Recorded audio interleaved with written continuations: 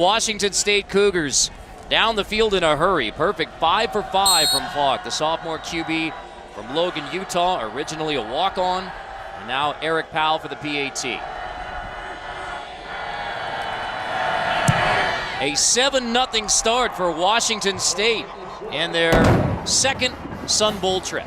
Coming right out of the backfield on this play, just in there and back the other way, crossing the backs. Oh, this is the first pass earlier in the drive, coming down the middle of the field. This is what got it all started. And then coming the backside, the back coming out of the backfield, one back guy misses a tackle, and all of a sudden, 7-0 Washington State.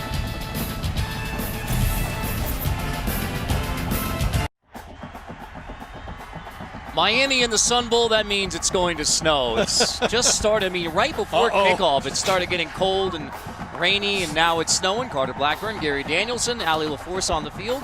Vern has taken down the Christmas tree. So, we want to be here. The teams say they want to be here. They say they're motivated and focused and all that.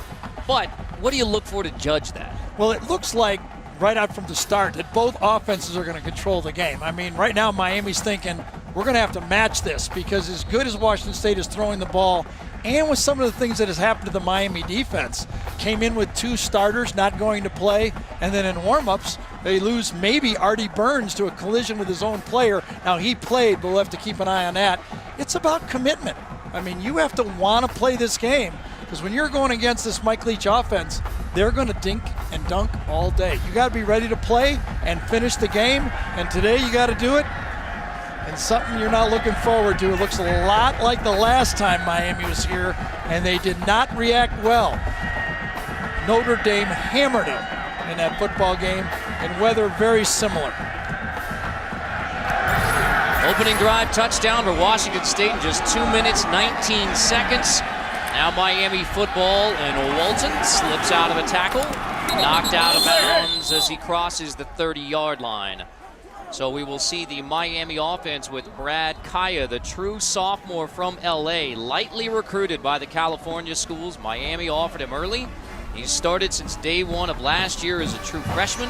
Offensive coordinator James Coley says he's a special individual. Chick-fil-A starting lineup for the Miami offense. The line shuffled. Casey McDermott moves to right tackle for the injured Sonny Adogwu.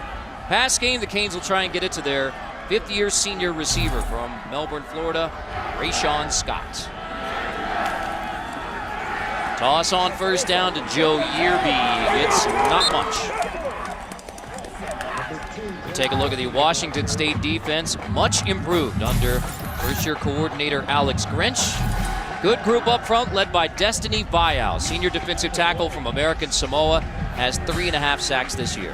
When you put on the tapes, the first thing that jumps out at you, and it did for me, I don't follow Washington State all that much, don't get to see them play except for maybe a little bit of highlights, just how athletic this front 7, the 4 defensive linemen and the linebackers are.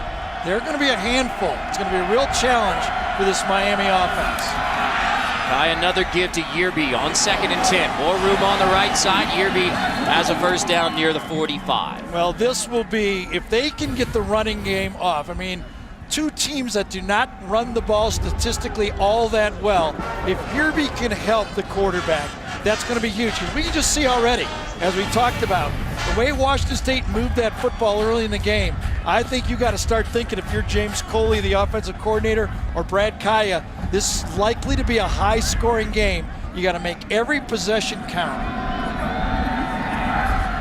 Kaya. We'll see if that is incomplete or a fumble. It's an incomplete pass, just barely intended for Walton. Well, you go back 5 years, Gary, you talked about that 2010 Sun Bowl.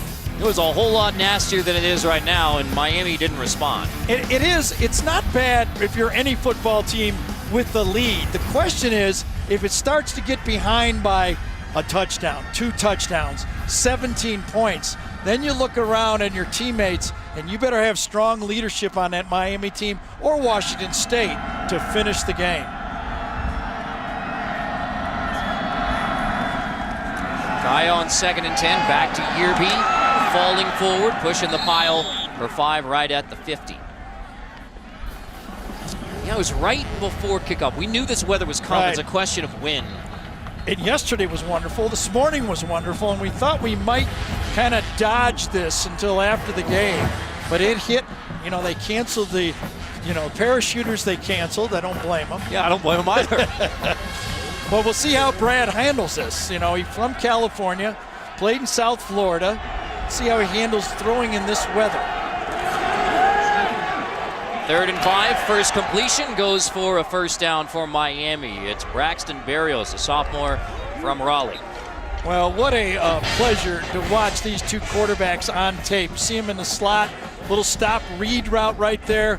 One of the things that Kaya does as well as any quarterback you'll watch is make decisions. He makes them quick, and he doesn't hesitate. Deep shot, flag down, knocked away, incomplete. Motion on the line. Kaya bobbled the snap, and they take the deep shot. Yeah, a lot went wrong on that play, and Brad did a good job of just getting rid of it and avoiding a sack. Offside. Defense, number 99. 5-yard penalty. Replay. Interesting, when we were talking to James Coley, the offensive coordinator from Miami, who was on a 3-year run here with this offense, setting all kind of records. He said that they've gained over 500 yards this year on plays just like that when the defense has jumped off sides, kind of like an Aaron Rodgers in the NFL, have really taken advantage. And that's the thinking of Brad Kaya. He knows when he can take a big play. 1st and 5, another bobble. Kaya picks it up and delivers another deep shot, incomplete. So that's a couple of bobbles that Kaya's managed to pick up and get downfield, but neither of them complete. Well, Nick Linder, number 68, delivers it perfectly. Had it, I wondered if it was knocked out of his hand that time by Yerby. He was very close. Yerby was crossing to pick up the blitzer, and he might have knocked it out of Brad's hand. It's one of the advantages of the shotgun is you can put it back to one side and have them block on the other side. Sometimes if you don't stomach that ball right away, you get it knocked out.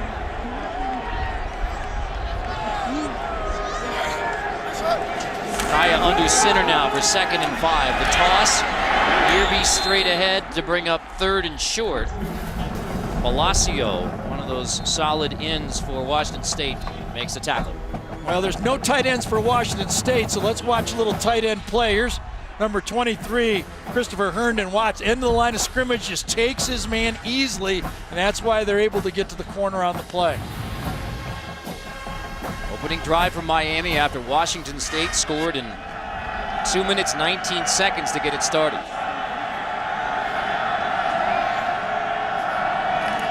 Kaya 3rd and 3, gives Yerby push back. It's a tackle for loss by this aggressive Washington State defense. Not sure who it was inside, but great penetration.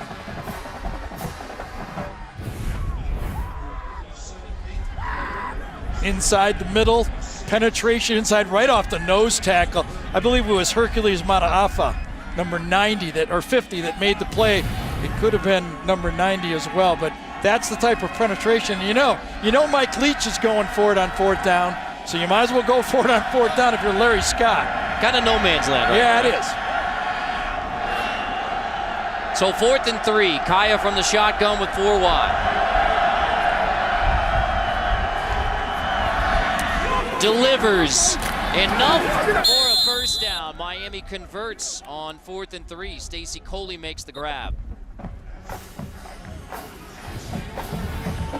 Decisions. He sees it right here. Look at this big hole on the slot receiver. He knows where the ball's going before the ball is snapped. It's really a pleasure to watch a quarterback manage a football game. Again, with Brett Kaya, think about going to the University of Miami. There's a few guys that have been to do it. Start as a true freshman and be basically the captain of this game as a true sophomore. On the right side, that's Yerby falling forward. Let's check in with Allie LaForce. Carter and Gary, so much for the name Sun Bowl. That's been the joke down here on the sidelines, but I gotta say I'm really impressed by these two football teams. They were celebrating the snow. It came down so thick that the players were picking up the chunks of snow and showing each other and saying, hey, look, it's the first snow of the year. Some of these Miami players even told me they have never seen snow before. So guys more happy than anything. 11th play here, Allie. Completion, another first down inside the 10, down to the 6-yard line. That's Christopher Herndon, the sophomore tight end. This is one of those RPOs of modern football. Brad has the option of either running it or seeing the slot receiver.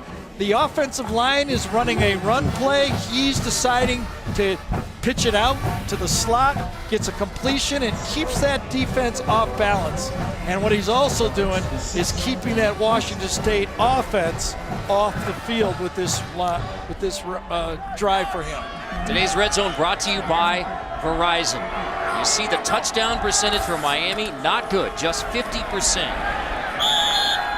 So into the red zone, and you talked about it, a big difference for the Miami offense, field goals in the red zone versus the touchdown. Yeah, but plays right here, plays and clock.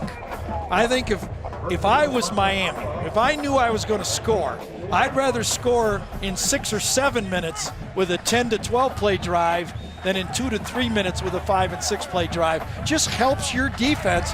They're not scoring when they're over there on the sideline. So basically trying to keep away from that air raid offense. And as we talked about, the Miami defense is short on personnel. 2nd and goal. Kaya under center. Yerby takes it again. Stood up. 3rd and goal. Miami on the opening drive for the Canes. I think that was Destiny Vio right there, number 97. This guy is going to be playing NFL football. Turn on a tape and watch the number of times he's blocked, number 97, in this football game. Vio is a force. Hard to be a force in modern football because of all the quick passing. But when he has a chance, he makes plays. Recruited by Alabama, stuck with his commitment to Washington State. 3rd and goal, Kaya, another bobble. Shot to the end zone, incomplete. Flag down. Pass intended again for Herndon. Pass intended for Christopher Herndon, incomplete.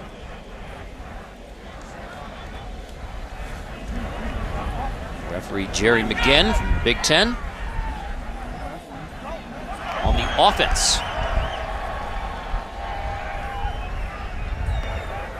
Pass interference. Offense, number 11. Penalties decline. 4th down. You can see it's one of those pick plays to the outside. It was actually the outside man that time. That was Rashawn Scott that actually had the penalty. That was, I don't know, a little bit of an unnecessary ticky-tack call in my mind. He really wasn't picking anybody that had the play. He was really just collisioning the guy. And they're going to go for it. I think this is all predicated on the way Washington State scored easily. Larry Scott is saying field goals aren't going to be a big help. Well, now they might have to go field goal. Previous play is under further review. Oh, before the penalty.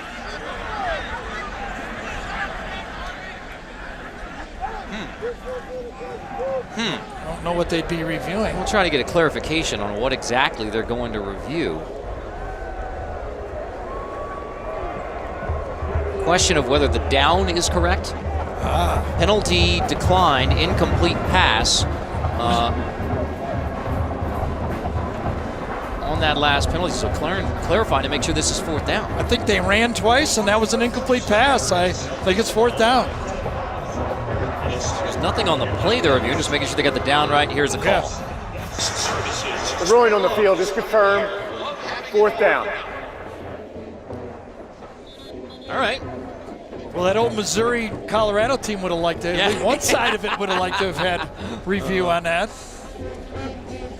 It's Larry Scott, interim head coach. Of course, my old high school coach, Phil McCartney, likes it to stand the way it is. I didn't know that.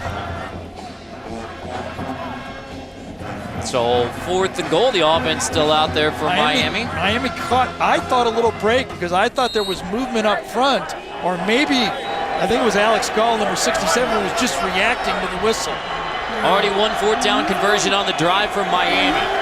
Kaya delivers, touchdown, Canes. 2nd 4th down conversion of the drive, and Miami has an opening drive touchdown. Well, I mean, if you're going to play off Stacy Coley, number 3, the best receiver for Miami, Brad Kaya knows he's going there before the snap again.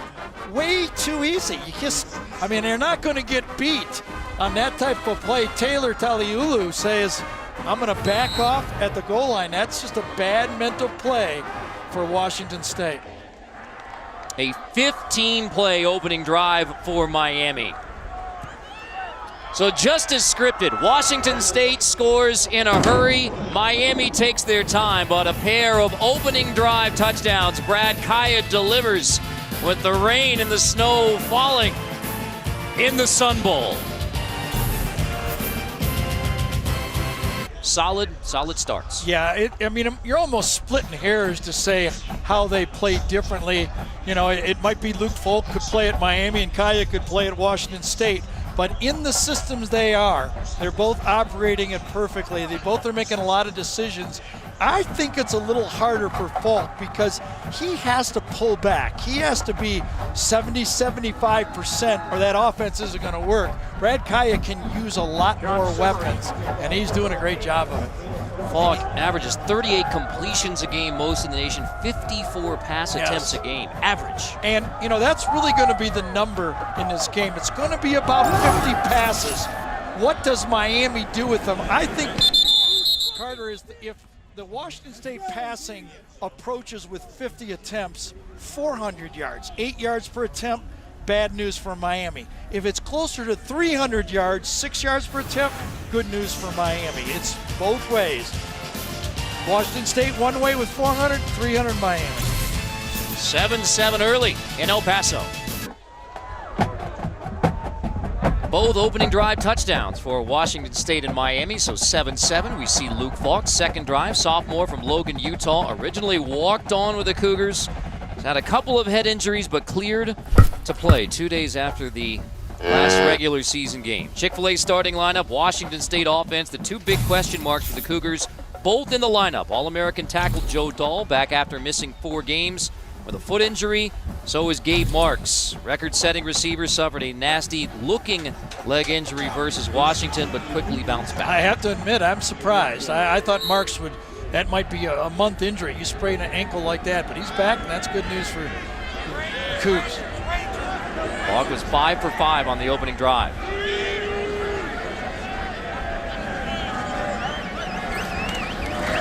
Hands off to Jamal Morrow. This gets a couple. So we take a look at the Miami defense. 24 takeaways by the Miami defense, 6 of them on interceptions from Artie Burns, the junior corner from Miami's Northwestern High School.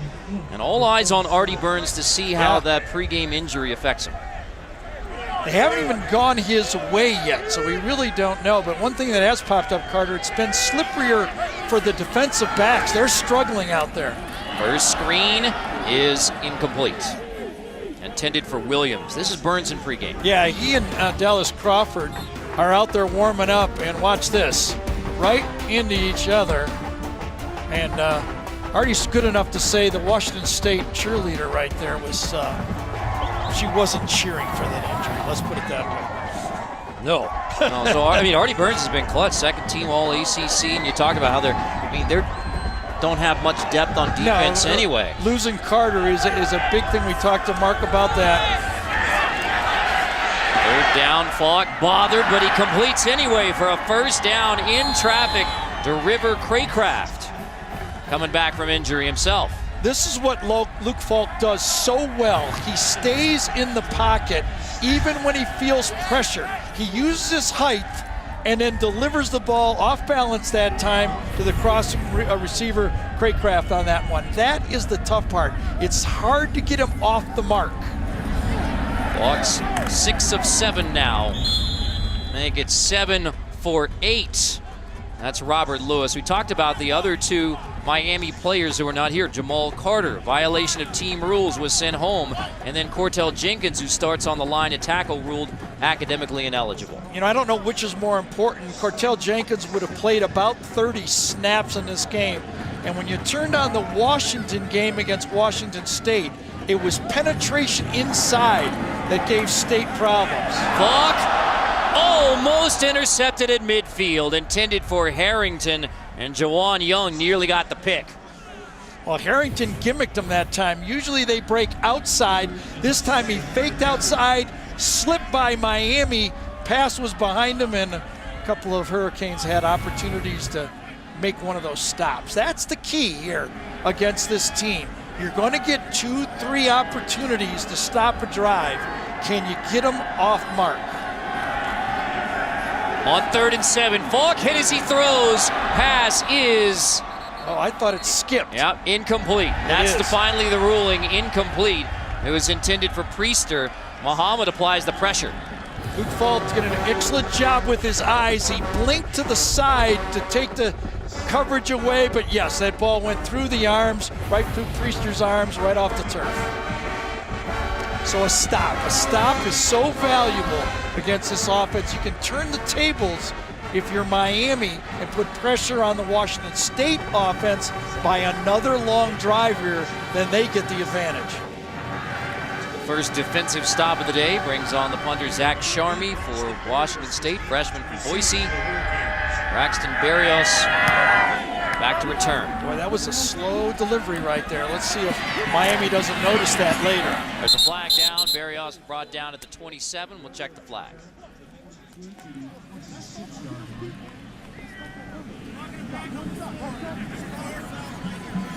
Hey, let's go! During the return, legal block in the back. Return team, number 4, 10-yard penalty from the spot of the foul. First down. Miami has the most penalty yards per game in the nation. And that is the first on Miami. But the Canes defense turns up the pressure on Falk and the Cougs and gets the football back in a 7-7. 7-7, Miami and Washington State here in snowy El Paso. When we talked about the head injuries of the sophomore quarterback Luke Falk in both the UCLA game at the Rose Bowl and then in the Colorado game, suffering head injuries. So he sat out the Apple Cup versus Washington, cleared 2 days later, but when he goes down like he did on that last hit. Well, if we watch it, it's very similar to the one that he had against Colorado, and watch him blink as he gets up. Now, we have observers around. Washington State has observers. You know, those head injuries are such a dangerous thing, and for such a guy with such a bright future, you just wonder on this turf how it's going to end up. Big hit by Muhammad on that one. Washington State under Mike Leach, they don't talk about injuries at all, but I mean, it's head injuries obviously there. Brad Kaya also had to miss a game this year because of concussion. Kaya hit as he throws downfield, complete inside the 50. Kaya delivers to Stacy Coley as he's popped. Well, you can see the open field, not much disguise. Look at the open field. Kaya knows before he makes the fake where that football is going. If you're going to play defense against a heady quarterback like Brad, who takes a hit himself on that one by Bio, number 97 again, you have to put some confusion in that quarterback's head or he'll eat you up. 36-yard completion, back on the ground. Yearby can't turn the corner, maybe only gets a yard. Equale, his tackle on the stop. Can Alex Grinch, as defensive coordinator for Washington State, put more doubt in Brad Kaya's head before? There's Alex in the middle there without the hat on. Defensive coordinator. We came from Missouri a couple years. First year defensive coordinator, done a good job statistically, but I think in this game with this level of quarterback play, he's going to have to give him some doubt. Blitz complete to the outside, slipping away for extra yardage. That's David Njoku, the redshirt freshman tight end that you love. Ridiculous athlete. Njoku, 6'4", 245. Tremendous athlete. Watch this ability. Look at that. Puts his hand out, spins away from the tackle, and gets the extra yards. A mismatch, and he is going to be a freak, Carter, as he moves forward in this offense. National high jump champion in high school. He's always said football is first. He went out and set record in the high jump of the ACC with his sweats and a visor as on. As a hobby.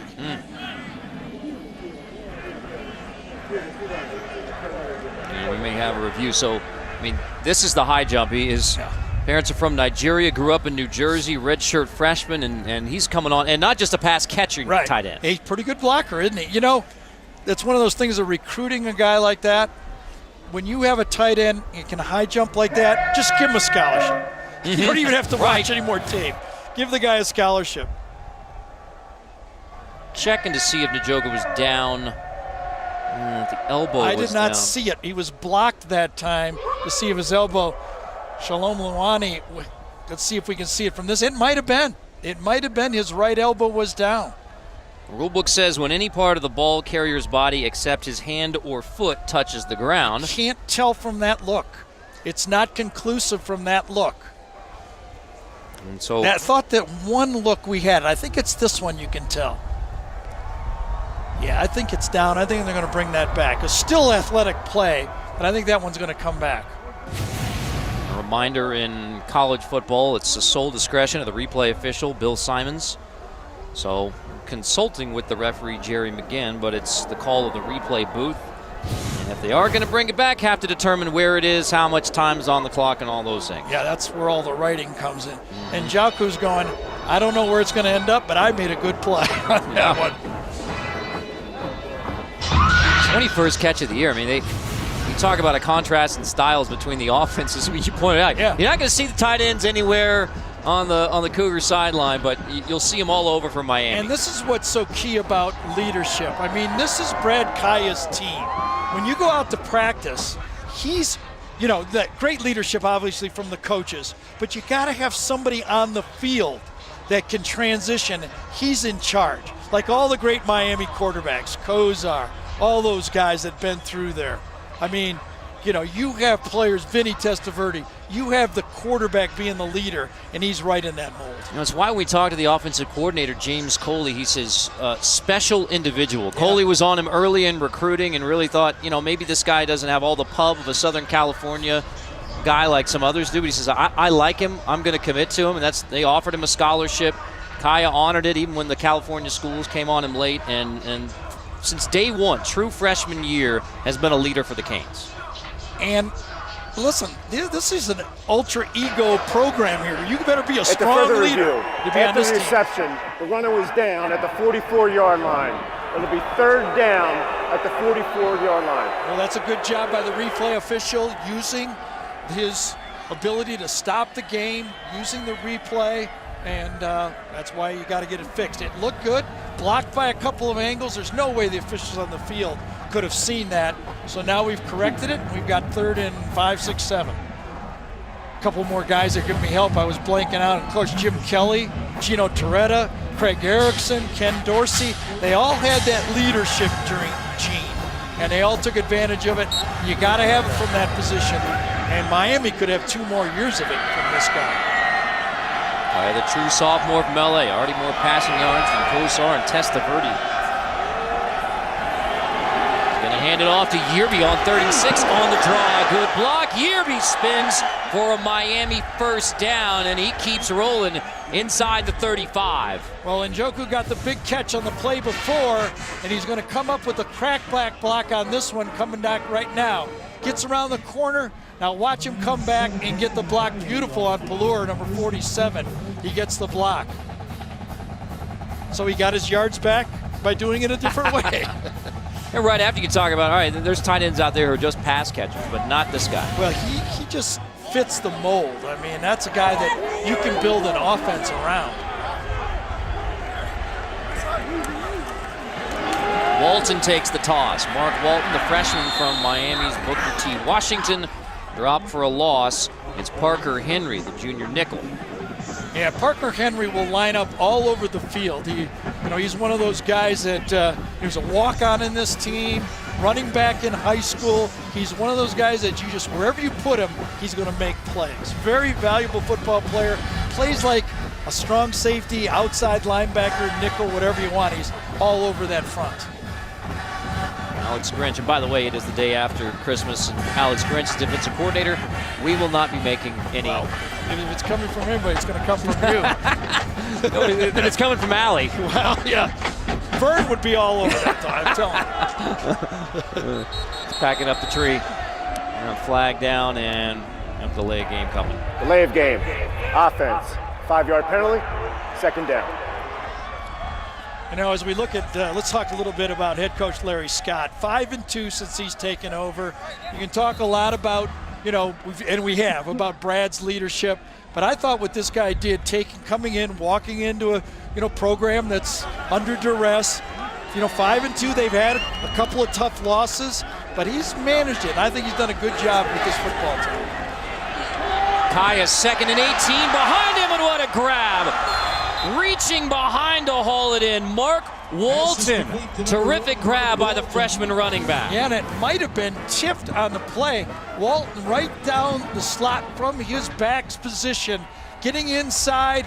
I thought it was tipped, and he caught it as well. And boy, this time, remember Washington State tried to get the same play, and it didn't work. And this time, Miami makes it work. You're right, Gary. It looked like Calvin Green got a hand on it, and then Walton made the adjustment in flight to make the grab. Wow. What a catch at the end of the first quarter with the score, Miami 7, Washington State 7. We'll return to El Paso after this message and a word from your local station. Opening drive touchdowns for both Miami and Washington State here in the 82nd Sun Bowl in El Paso. Well, you saw that last grab by Mark Walton at the end of the first quarter. Yeah, this is what a quarterback has to do so well. Instead of just drilling this ball in here, he actually puts a little loop on it, a little bit wider on the play. Because if he'd have thrown this ball straight at the receiver, that would have been eaten up by Calvin Green. It was tipped anyway, and a great catch. But if you just line drive that ball in there, that could have been intercepted. And that's a lot of snaps. That's a lot of experience, knowing to get that ball up high where you can know those kind of linebackers from out of your vision can make plays. Saw Walton hobbling a little bit coming away from that play. 1st and 10 Miami. That was the last play of the first quarter. Play action. Kaya to the end zone. Knocked away, and it is They say it's intercepted. intercepted by Washington State. Pelluer comes away with it off the deflection, picked off by the Cougs. I think it was Rashawn Scott, number 11, that should have had this touchdown. And I think from the back it was Charleston White that made the play. Should have been a touchdown. Got to catch this ball. It's flicked away at the last second by White, and it ends up being a touchdown. A touchback. What a play by White. Yes, beautiful. Closed on the ball, didn't give up with it, and Pelluer hangs with it and makes the catch. Pelluer stays in there, and the best thing for Washington State, not only of a turnover, but a touchback on the same play. That is a tough one. That is a turnover that could have been 7 points and should have been 7 points for Miami. 1st and 10 from the 20. Scott couldn't make the grab. White knocks it away. So Peyton Pelluer, the 4th generation Cougar, ends up with the interception. So give it right back to the Washington State offense. Luke Falk, who is 7 for 10 to start, handing off to Jamal Morrow around the left side. So Morrow with the start. Remember before we started this game, we talked about, all right, both teams have talked about being motivated for this game, but which team is motivated? I don't know. What do you think? Don't you think it's equal? I do. And that's fun because I think both teams are moving the ball. I think part of the history of Miami, and I think that Larry Scott's done a great job, he said, listen, we don't want to do what that last team did to come in here. And having it happen to a Miami team before, I think they're a much more ready football team to play. Larry Scott talked about that attitude, saying it is intolerable. Yes. We do not allow any of that discussion around the program. And Wicks gets the first down. And you talk to everyone around the Sun Bowl, they say, boy, has Miami been great, gracious, and happy about making this trip 5 years after they came and snowed and they lost the blowout to Notre Dame. Well, you know, I mean, this is a football team that a lot of people thought might make that next step in the ACC this year, especially with a veteran quarterback, plenty of weapons at wide receiver. They've done well running the football. The biggest question mark was the offensive line. That's where they had to come through. Martin goes in motion. The handoff goes to Wicks. Fumbles the football. Miami gets it right back at the 30, scooped up by Dion Bush. A turnover by Miami, and then the defense gets it right back. I think it was Smith, number 57, that had the big hit on the play from behind. Bounce out, he's coming from the back end of it. Watch him get the hit from behind. It's usually what happens on these fumbles. It was Smith that got the hit, and then it's scooped up and basically back-to-back turnovers on the play. And now Kaya and the offense get it at the 30 after nearly having a touchdown knocked away. Bush scoops it up, so that gets Miami back to plus 13 turnover margin on the year. Let's see if they go back to Rashawn Scott now. Senior player makes, could have had a catch, doesn't happen. So it's a handoff, and it's Walton, and not much there with Ivan McLennan on the stop. Well, with Washington State defense, they come at you from so many different angles. Guys that are safeties are in there rushing the quarterback. It's you really have to pick your spots and keep your rules in front of you, because this Washington State defense comes at a lot of different angles. See the numbers a whole lot better, including takeaways. They only had 8 takeaways last year. Now 22 this year. Dropped again, Scott. He did come back to him. I mean, great leadership, great plan. Give a lot of credit to James Coley, the offensive coordinator. You want Rashawn Scott later in the game, so a guy who could have made a big play, you come back to him, and nothing happens.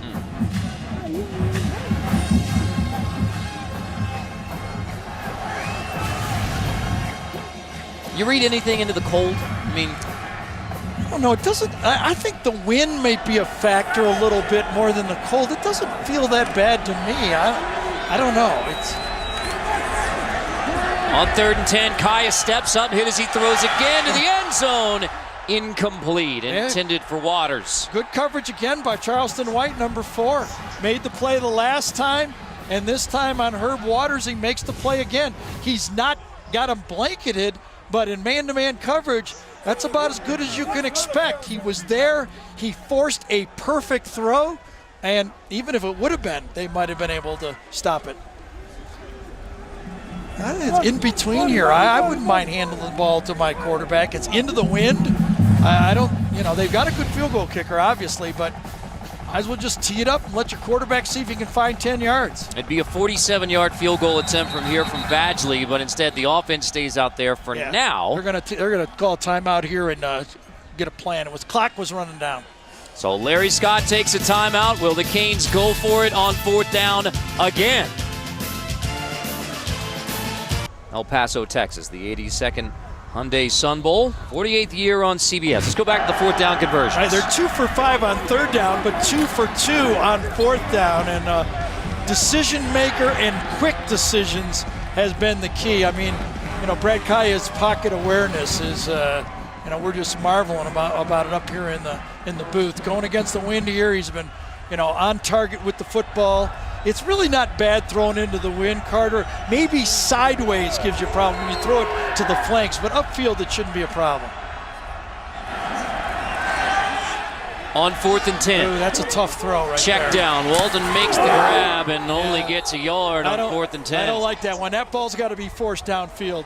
You have to almost live with an interception in that way. That's a play, an aggressive, Ben Roethlisberger is not dumping that ball off right there. You got to force it, and if it gets picked off, you just got to make a tight throw in this situation. I played with one of the best in Cleveland, a Miami Hurricane quarterback, Bernie Kosar. He would not dump that ball off on 4th down. Luvu makes a great stop. Open field tackle, and finally Kaya and Miami thwarted on 4th down. Cougar ball.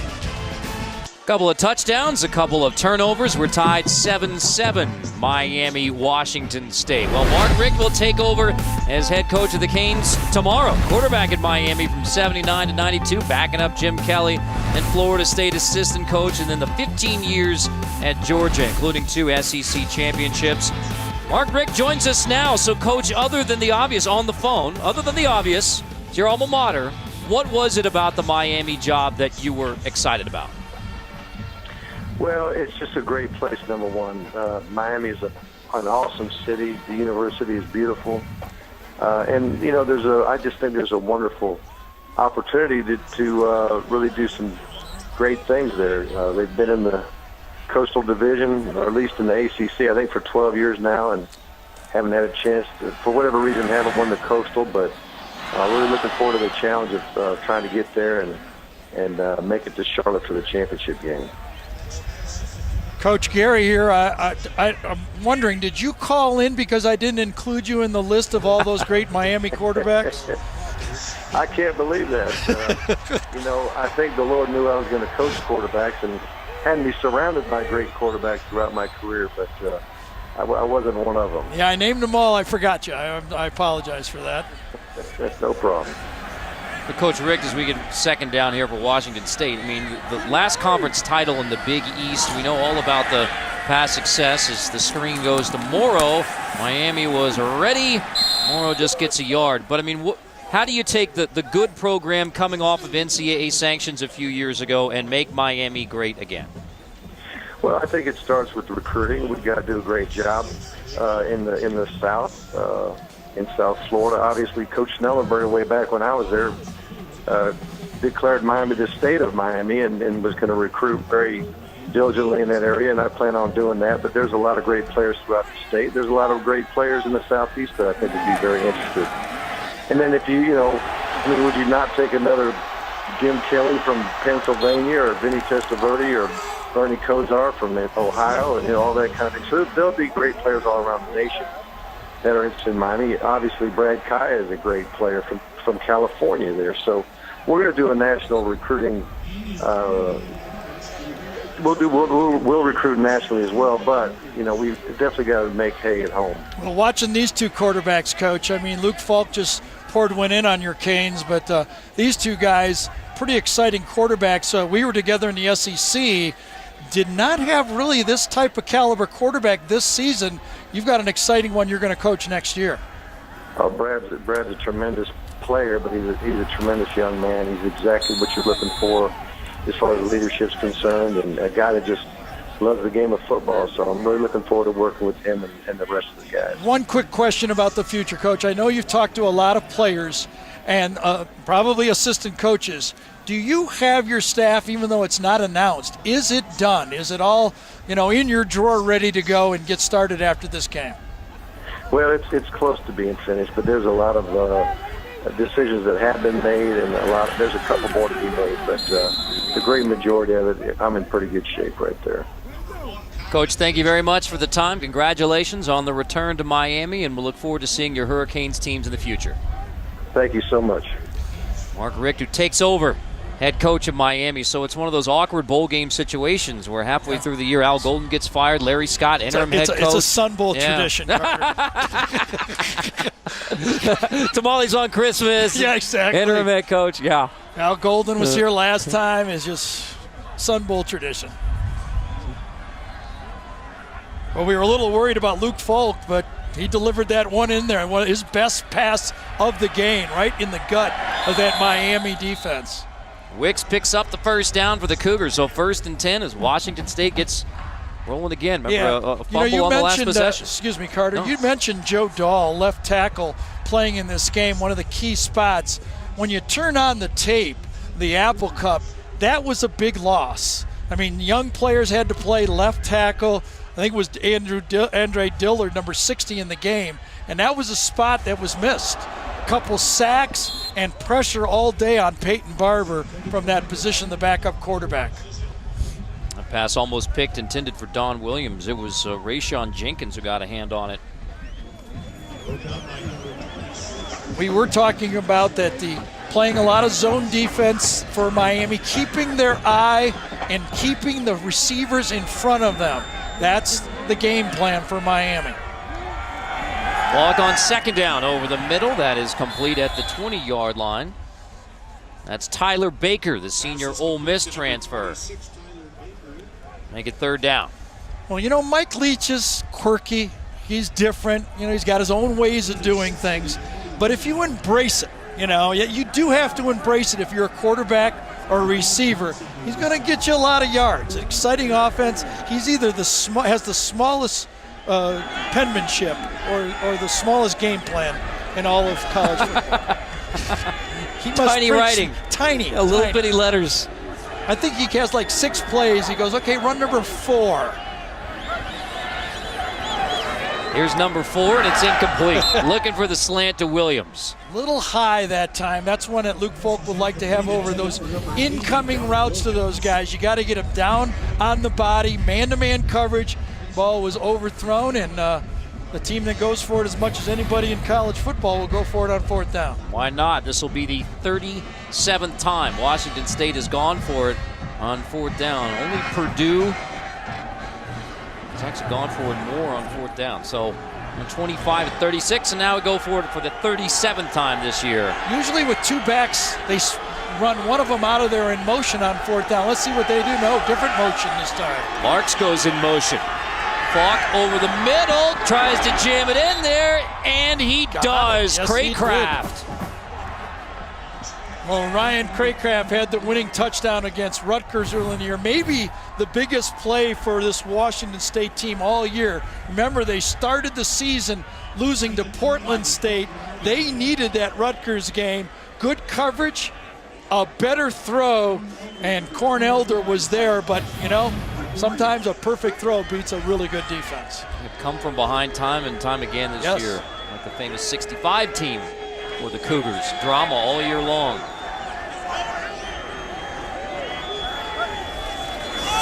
Falk on 1st down, going to hand off. It's Gerard Wicks.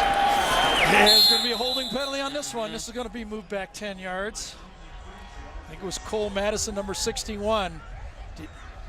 I think the official was going to let him get away with it right until the end. Holding. Offense. Number 61. 10-yard penalty. 1st down.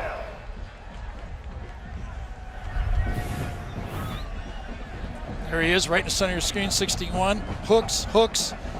He's got him. And Chad Thomas just at the end reaches out, and you see that stretched out jersey, and not going to get away with it. If you hold early, you can get away with it. You hold late, you're in trouble. Well, not a good time to bring it up because they just got penalized, but you like the way Washington State has run the football this year. That is the biggest difference in their team. Obviously, a more experienced Luke Falk, more into the system, more experience, but they have a different dimension now with their running backs. Keeps you off balance. 1st and 20 after the penalty. Falk, time in the pocket, dumps down. Gabe Marks makes the grab. Goes hurtling to the 15. Marks, who is coming back from a leg injury, not afraid to go over the top to get a couple more. Remember when Brad Kaya had the dump off on 4th down, and we said, Brad, can't have that one. Well, this one on 1st and 20, that's a perfect decision. You look downfield, you buy time, and you make 8 or 10 yards on the play. Nice pocket. Falk, it is going to be incomplete. Intended for Williams, couldn't hang on. I think it was Rayshon Jenkins at number 26 coming up and getting the pop. You know, I thought the 2 defense, well, he looked like he dropped it before he got hit on that one at second look. I thought the defensive backs, Carter, were really struggling with the field early, but it looks to me now that they've really adjusted and gotten used to it. Miami's DB's really closing strong on these throws. Red zone numbers brought to you by Verizon. Luke Falk in the red zone. 0 INTs versus 26 TDs. Falk scrambling. He will be dropped near the original line of scrimmage. Juan Muhammad, the sophomore outside linebacker, brings him down. I don't really know if he had anybody to go to on this play, but 3rd down and long, have perhaps a field goal attempt in your pocket when Muhammad from behind gets Luke Falk. You know, I think if he gains 4 or 5 more yards and Muhammad doesn't make that play, he may go for it on 4th down. But from 4th and 10, you got to go field goal. Even Mike Leach goes for it. 30, he's had 2 blocked this year. Oh, bad snap. Fossum gets it down, and Powell boots it through. Credit Caleb Fossum with a solid hold. Yeah, best catch of the day, don't you think? Yeah, he didn't fumble it either. Fossum plays a multitude of roles for Washington State, but early in this one, the hold by Caleb Foster, making sure Powell boots it through. Yeah, and Powell has to concentrate. He sees it out of the corner of his eye. He knows it's a bad snap. He sees it, and he has to have confidence, and it works. Nice job. Powell boots it through. Washington State, home of Super Bowl 50. The 82nd Hyundai Sun Bowl, 48th year on CBS. It's 10-7 Washington State. Carter Blackburn, Gary Danielson, Allie LaForce. Chilly El Paso got cold right before kickoff. You know, but the two, I think the head coaches, Mike Leach, Larry Scott, and the two quarterbacks, if your quarterbacks aren't cold, you can't be cold. That's the rules. Did you abide by those? No, I used to say that all the time. If I'm not cold, you're not cold. Kickoff from Eric Powell, who had the 30-yard field goal. Walton will begrudgingly take a knee in the end zone for the touchback. Time to take a look at our Home Depot tools for success. Well, we saw it probably in replay. Not a lot of people saw it live, and we've seen it a lot of time. It's the 8 lateral play of the year. Crawford to Elder, to Johnson, to Walton. Back to Johnson, over to Brady, back to Elder, to Crawford, and then to Corn Elder, who I'm going to nickname from now on. Corn Elder, from now on, will be the Colonel. Yeah. Put it together. The Colonel, get it? Yeah, Corn? yeah, I like it. Okay. Oh, there. You know what? Second reference, I got it. Yeah, great. Second reference. That was my job. That's all I had to do my last 3 years in the NFL was to give. Here it comes. Kaya takes on the sack. outside. At the 16, Vial leads the way, along with McClellan. Yeah, Trevor Darling. I mean, this is a young offensive line. And this time Darling steps in a little bit too far inside before he gets to McClellan. McClellan gets around the corner. It was just too short of a corner that time. Trevor Darling was helping inside, and by the time he got back out again, it was too late.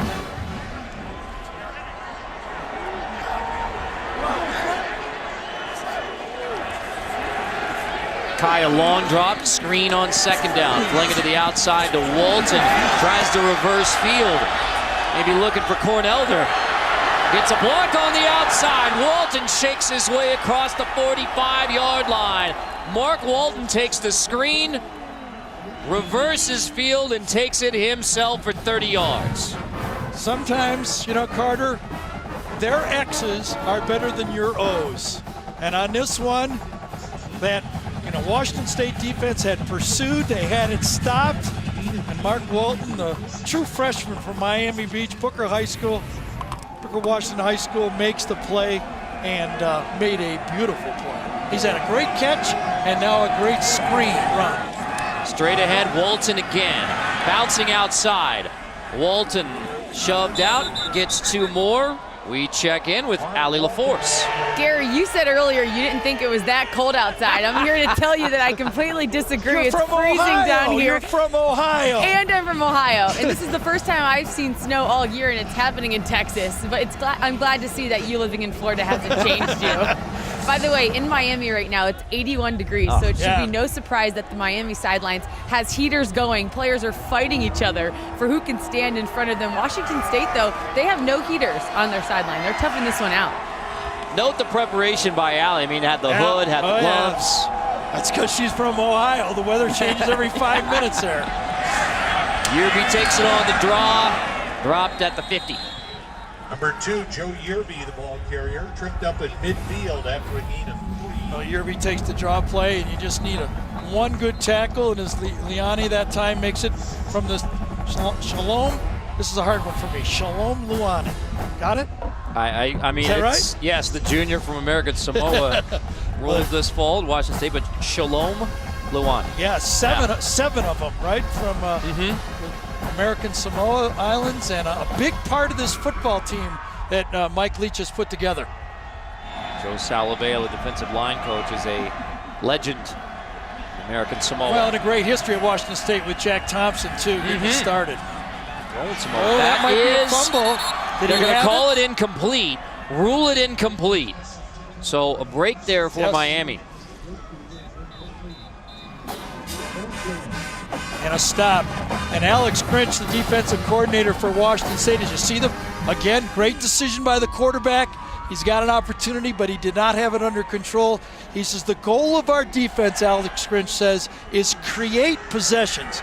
And what he means by that is there's two ways to do it. Win on third down and get them off the field. You create a possession, or you create turnovers. Two ways to create another possession. Kaliulu knocks it away from Njoku. That was shanked right Sure almost out of was. bounds. Here it goes out. It's going to go down as a 23-yard punt from Vogel. I thought the Washington State punter was slow and Miami would make a play, but this time it appeared that the Miami punter took a little too long, and he that was just all him. You know, I'm not cold. You're not cold. Looks like the punter's cold. Oh. Vogel is cold. Washington State from the Pac-12 leading Miami from the ACC. Time for our Aflac trivia question. Who is the only person to be a head coach at both Washington State and Miami? Your hint is those weren't his only two coaching stops. Ah, this one was a slam dunk, but I'm a little older, so I remembered this.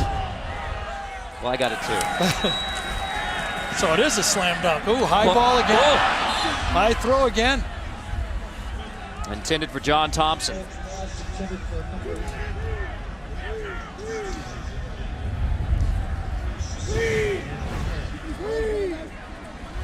That ball just slipped out of his hand. He had it easy completion that time, and Luke Falk is not handling this weather as well as I am. He's more on Allie's side than on my side of this. In that hoodie.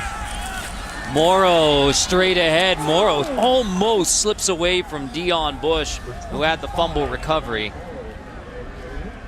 Well, that's the key of playing against these type of spread teams, the air raid teams, tackling in space. And if the Miami safeties continue to tackle well, they've started out strong, and if they continue that way, they had that first drive, I thought they were not playing in sync with the field. But since then, they've settled down. 3rd and 5. Falk dumps it, complete. Ooh, we'll see, check the spot. We'll also check the flag. Priester, he's short of the first down. Now we'll look at the penalty marker.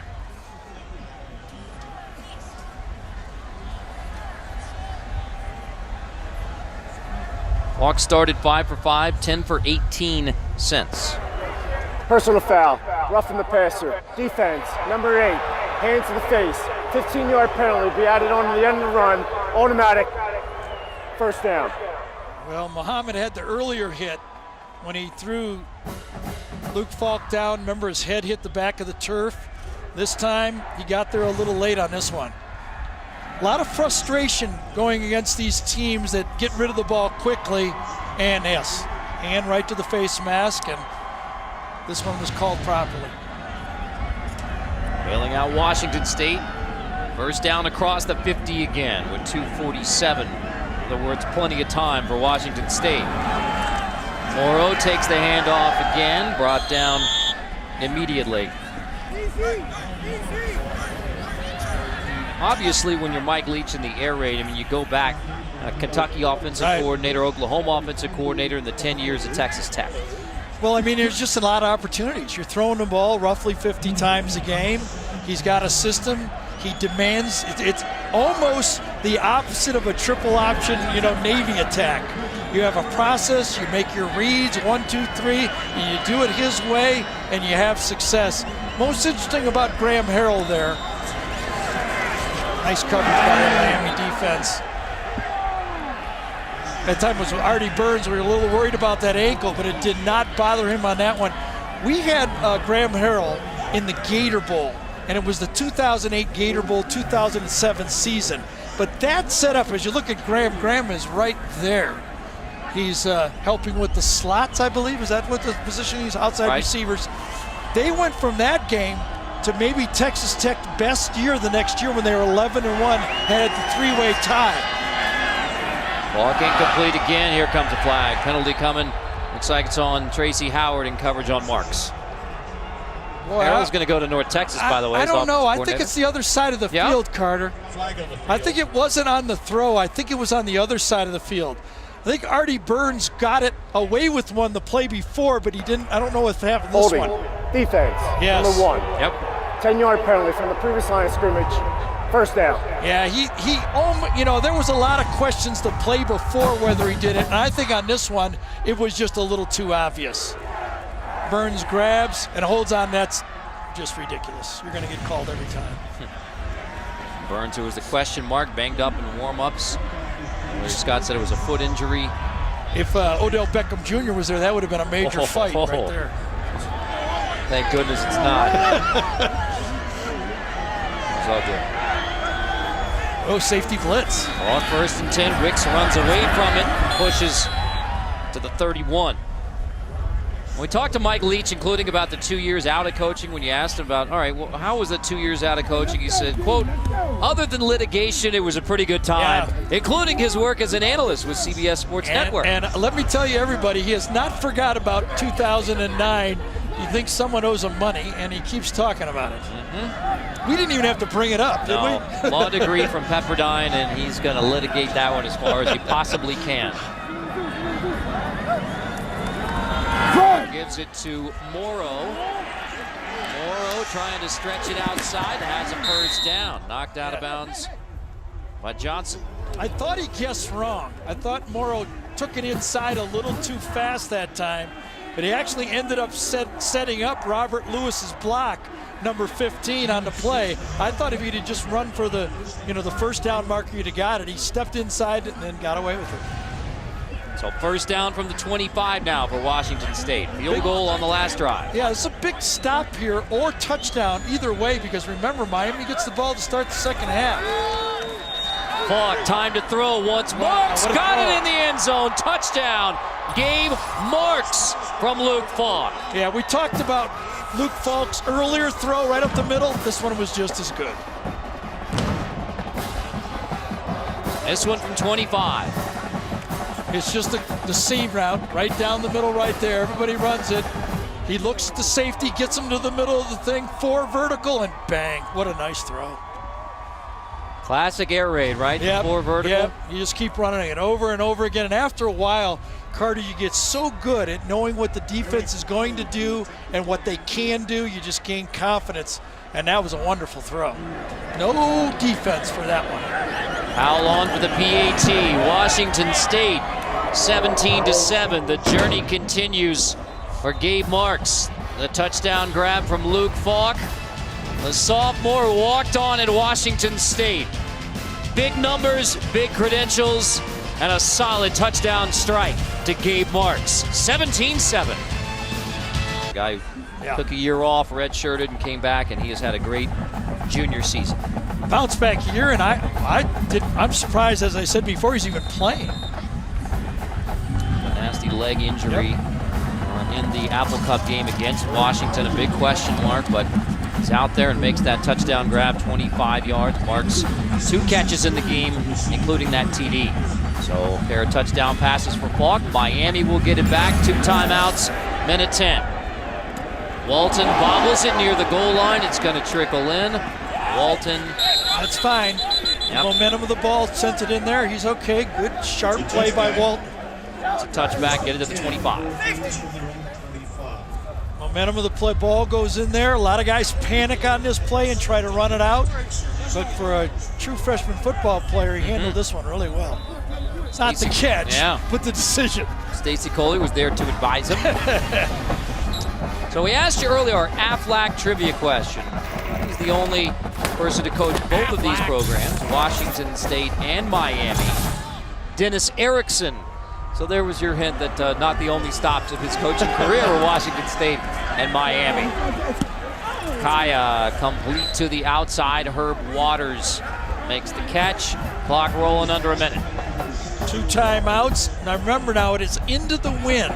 So you're going to have to get this ball driven down a little farther than maybe normal for a field goal try. Kaya 1 interception. It was in the end zone, off the receiver's hands. That one is incomplete. Kaya just gets it away, intended for Scott. Yeah, Ivan McLennan that time came around the corner again.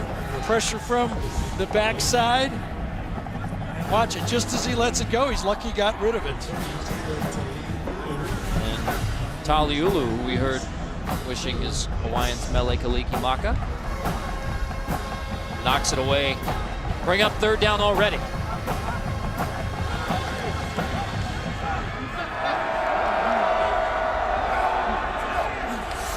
Low snap.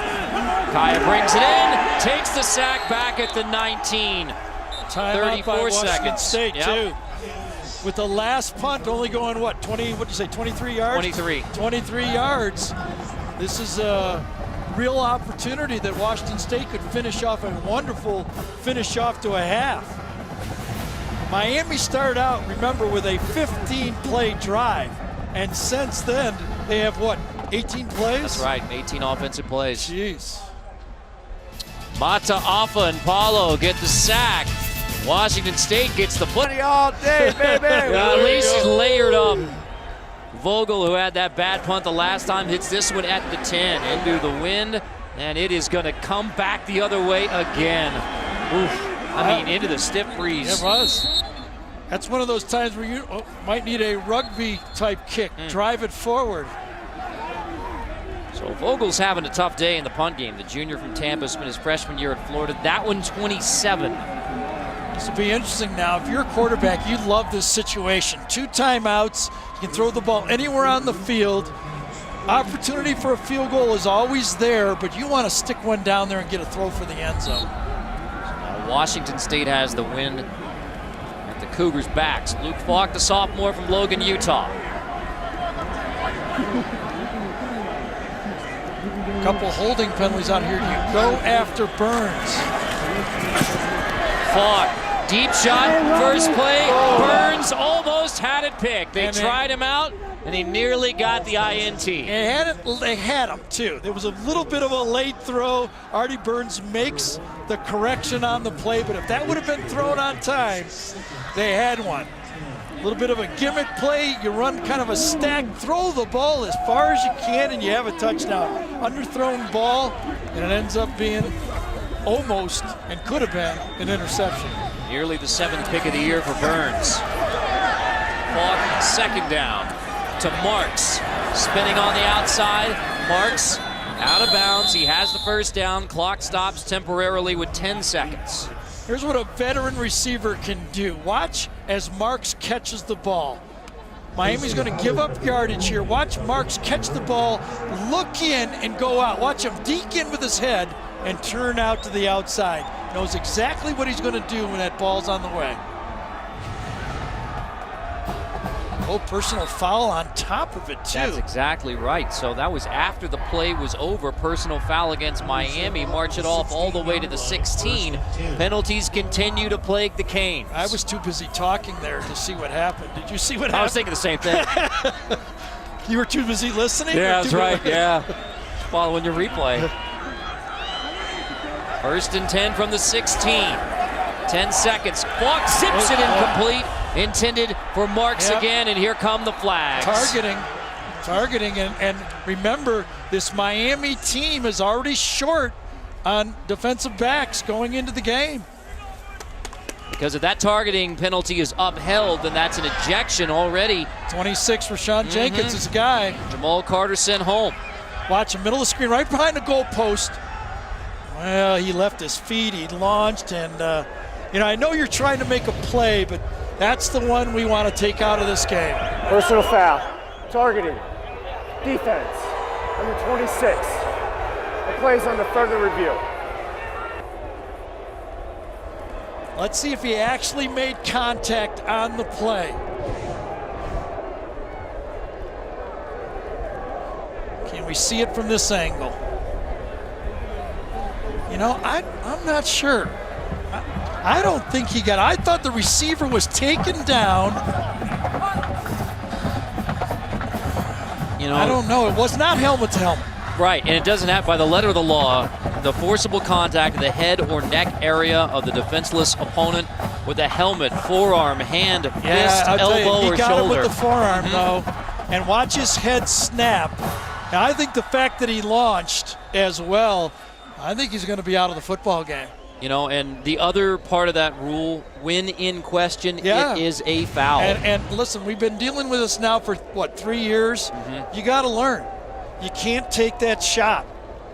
And now he's going to really leave his team short. It's going to be very difficult now for Miami to go 6 defensive backs the rest of the game. Against the air raid. After further review, the ruling on the field is confirmed. Number 26 has been disqualified from the game for targeting.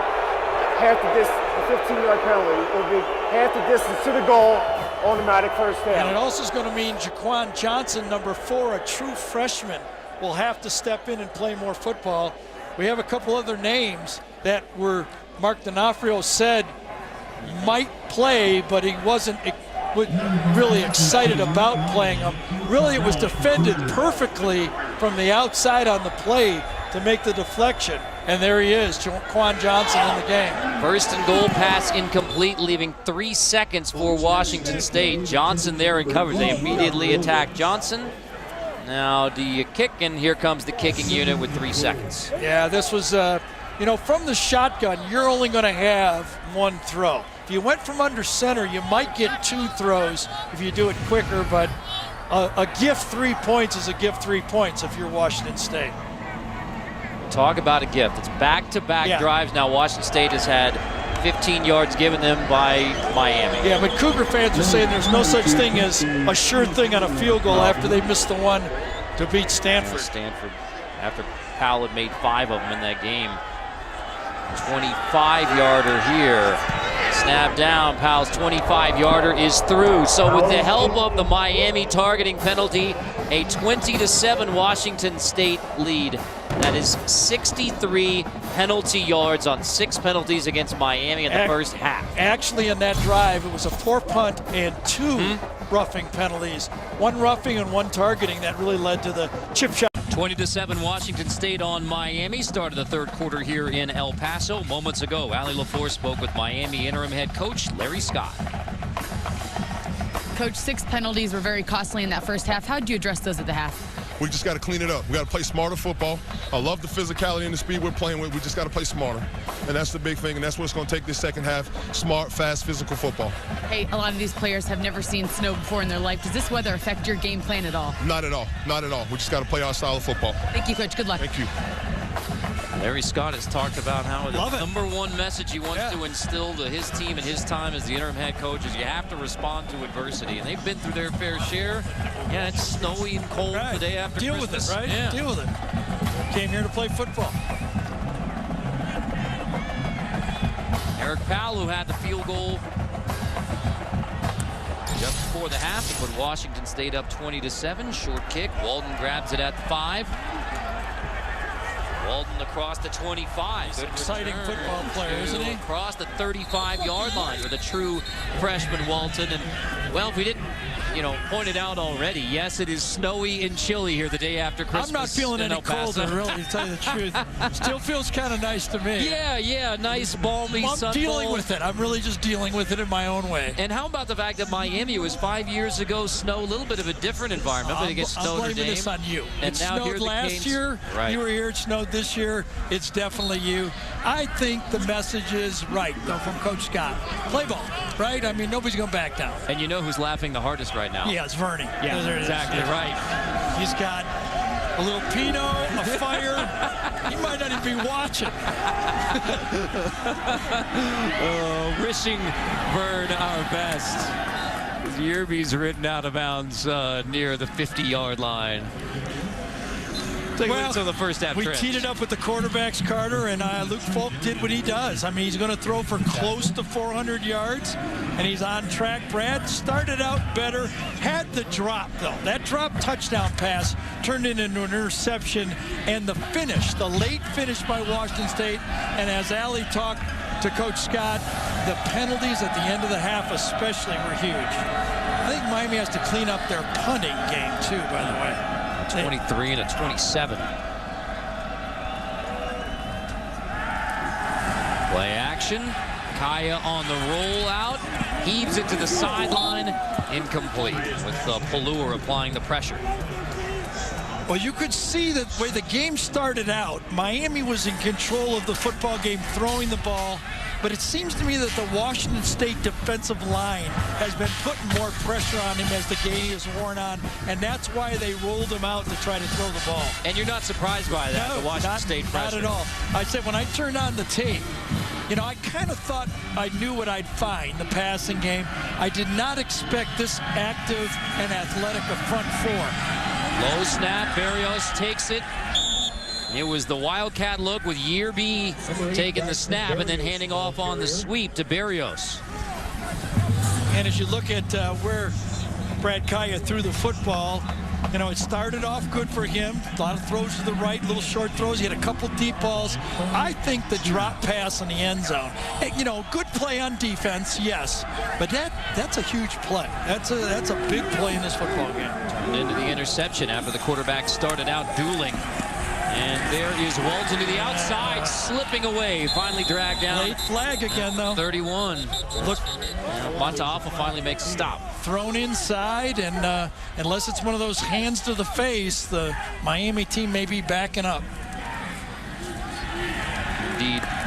Obviously a problem with the referee, Jerry McGinn's microphone, but the 7th penalty against the Canes. Yeah, Stanges Dobar, number 5, it looks like is making the play from behind and grabs on the play. It's on Pallur. Yes, see that? He grabs Pallur on the play, and that's a good call. He just went into halftime, did Coach Scott, and said we can't make those plays. And by the way, that is one area where the cold can kind of get to you. As you know, when I've been playing a lot of ball, is you get a little lazy. You start feeling sorry for yourself, and you just don't take the proper footwork. You want to make your block, and you do it kind of halfway. Yeah, I was going to use my normal phrase, but it won't work. Screen on 3rd down to the 47 for Rashawn Scott. Interesting call here. The way they're punting the ball. Do you just go for it? No, they're going to punt it. Well, the wind factors in on the punting decision as well. So, and we told you, I mean, it was a crisp, sunny morning when you come over to the Sun Bowl, and then right before kickoff. So it was kickoff was at 12 Mountain Time. So you see it starts to go down, and then the rain and the snow starts rolling in. I mean, I think it got colder during halftime. Did for me. Vogel, who has struggled so far for Miami, gets off. Nice end-over-ender there right there.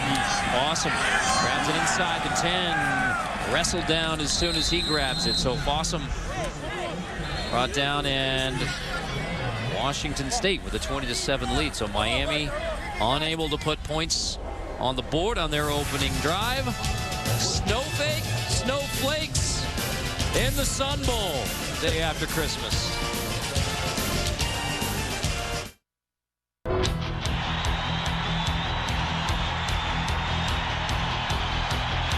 Turns the corner, takes it inside the 10. Touchdown, Washington State. Kaya delivers, touchdown, Canes.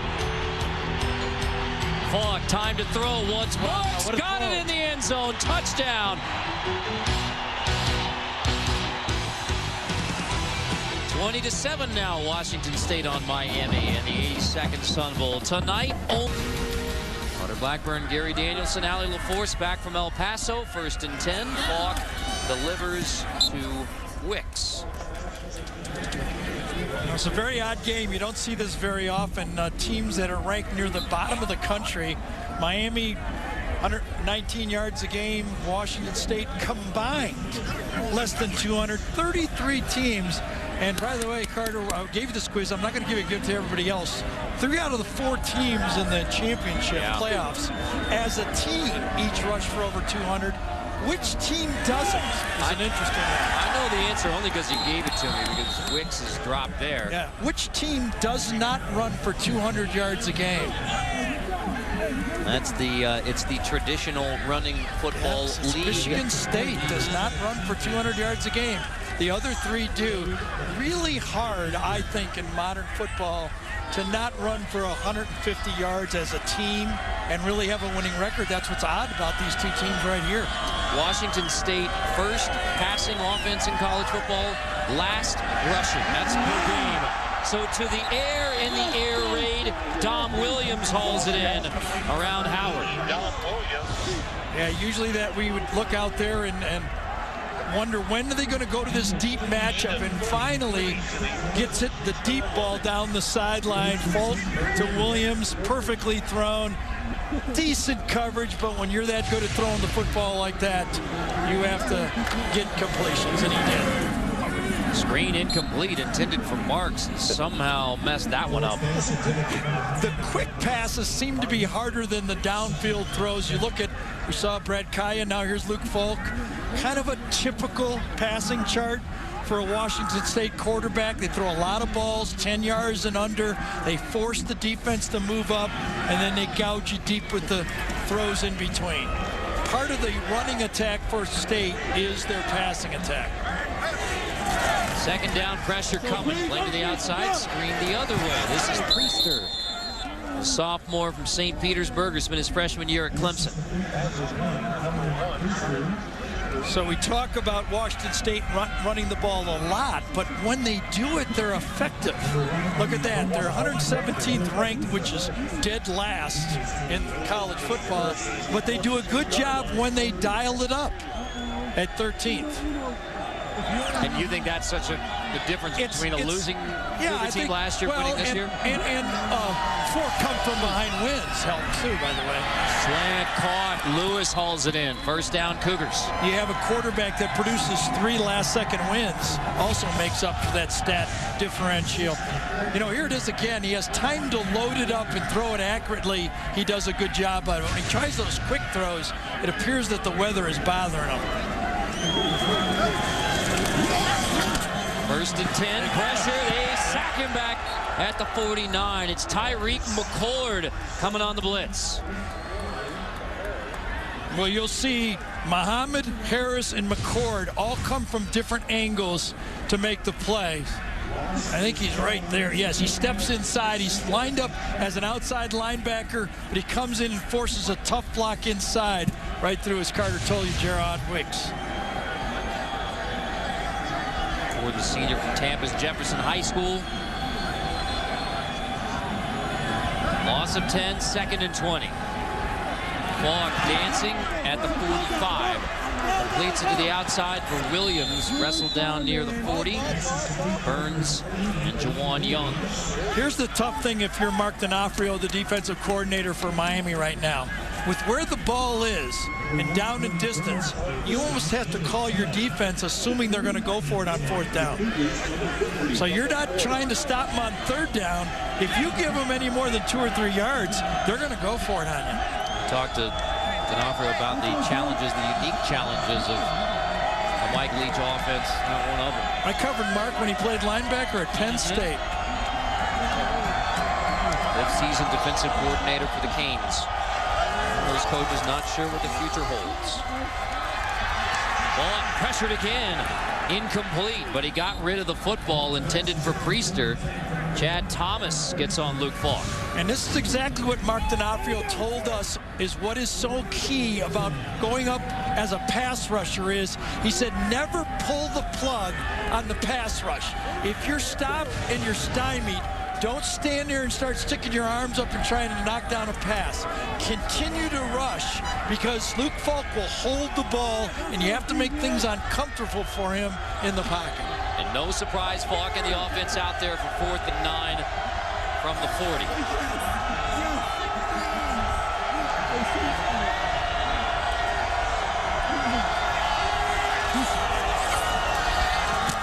Time to throw. Incomplete. Almost picks, but a 4th down stop by the Miami defense. Deion Bush nearly got his 2nd takeaway. Well, I tell you, Deion Bush reads these plays about as good as I've seen anyone. Middle of the field, he's reading the quarterback. He saw the crossing route, and he just guessed it, and he guessed right.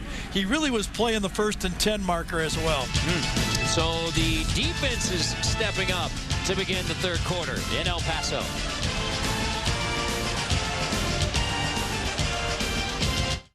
My name is Brad Kaya, University of Miami. My favorite holiday tradition is when I was younger, my dad and my uncle, they take bricks and logs and throw them on the roof and, you know, scream ho, ho, ho, and made me think that Santa Claus was was delivering presents. And I'd wake up the next morning, check the front door, and there'd be a pile of gifts there. Our pal Aaron Taylor pulled a pretty good one too. You can dig that one up if you want online. But 20-7 Washington State here on Miami. By the way, our producer Craig Silver, the Sun Bowl legend, 25 Sun Bowls now. Our director Steve Milton, 15 years directing the Sun Bowl here in El Paso. Miami takes over at the 40.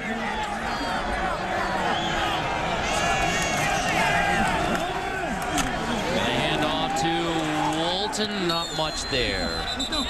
Over the years, 60 Minutes has reported a lot of mob stories. Watch some of the most memorable on a special edition of 60 Minutes tomorrow, only CBS.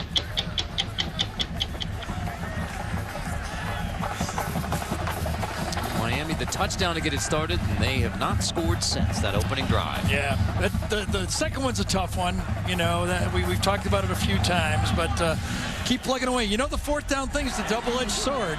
I mean, look where the ball is now for Washington State. A lot of good things, but a lot of bad things can happen. Kaya downfield incomplete, intended for Njoku, the versatile tight end. I think it's Jeremiah Allison is the guy that actually puts the last bit of defense that forced that throw just a little bit higher on the wing, and it was Allison. He's that linebacker that drops in the middle of that zone, and he has to get depth to protect the middle of the field with the two deep safeties. So 3rd and 9, and don't you have a feeling for Miami? You saw that drive chart. They need to get something going again offensively after the solid start. Yeah, and especially, you know, it's a third quarter. They're going against the wind. They're going to get the win in the fourth quarter. I don't think Washington State is aligned properly here. Kaya, check down, well short of the first down. So over the middle completes, and a big pop taken by Herb Waters. Luvu, the linebacker, and McClellan, the end, both hit Waters. Very slow getting up. Ivan McClellan, number 3. And Frankie Luvu, number 4. Another one of those drop-down throws by Brad Kaya. He's 3rd and long and doubled up on the play. He catches it, does Waters, and he takes it from Luvu. The last hit was the one I think that did him in there. Waters, the senior from Homestead, Florida. 3rd leading receiver for Miami. So as the training staff tends to Herb Waters after this hit from Luvu and McClellan, we step aside. 20-7, Cougars on the Canes. Waters steps up. Here in a 20-7 game. Let's go back to the targeting call earlier. Yeah, we're going to go back here to show you because the last play was very close. Here's the targeting call and the ejection early in the game. Now, that's called a hit to the head to a defenseless player. Now, here's kind of the learning for if you're a Miami guy, you say, what's the difference, fan? Helmet to helmet, but the ball carrier is not considered defenseless, so it would have had to have been the crown of the helmet to get the targeting call, not just helmet to helmet. So Rayshon Jenkins was ejected. That was right at the end of the first half. So he sits the rest of the game for Miami. Already shorthanded on defense.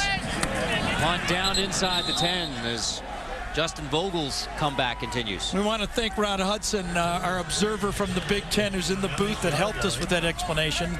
People who follow me regularly know I could have never done that by myself. For more on Herb Waters, who took that last hit, let's check in with Allie. Thanks, Carter. Waters is dealing with a jaw injury. He was feeling around the right side of his jaw, which seemed to be a little bit tender. The athletic training staff was having him bite down just to see how much pain he's in. We're still unsure if he'll return to this game, but they're still working on it. I'll let you know as soon as I know. Thanks, Allie. Thanks, Allie. When we talk about the depth for Miami, remember the NCAA sanctions and scholarship reductions from a few years ago, so the roster both sides shorter than most teams. Morrow straight ahead, big hole for Jamal Morrow, rolling across the 35 for the Cougs. Finally, Burns makes a stop. Yeah, just highlights that stat again. You know, for the Mike Leach offense, you don't need, in his style, a lot of them. Real nice. Danny Isidora, number 63, coming around and getting that key block Excuse me, that's my fault on that one. Coming around the corner on that one, it was Eklund, number 63 for Washington State, coming around and getting a nice block on the play. But you don't need a lot, but just enough. Washington State out rushing Miami. And the plays are starting to go towards, we expected about 80 plays from Washington State, and that's about where they're on track right now. Ball 1st and 10, delivers to Marks again, who takes a solid pop near the 50. Dion Bush hits Marks. Yeah, Marks is such a veteran. He knows exactly when he's going to get hit and how he's going to get hit. Clamp on the short routes. He knows he's getting the ball, and he protects himself. Watch after he catches it. He knows he's going to get it, and he protects himself to live another day. At midfield, screen on the near side. That's Morrow again with blockers ahead. Morrow picks up another 1st down. Bush finally makes a stop, pickup of 11.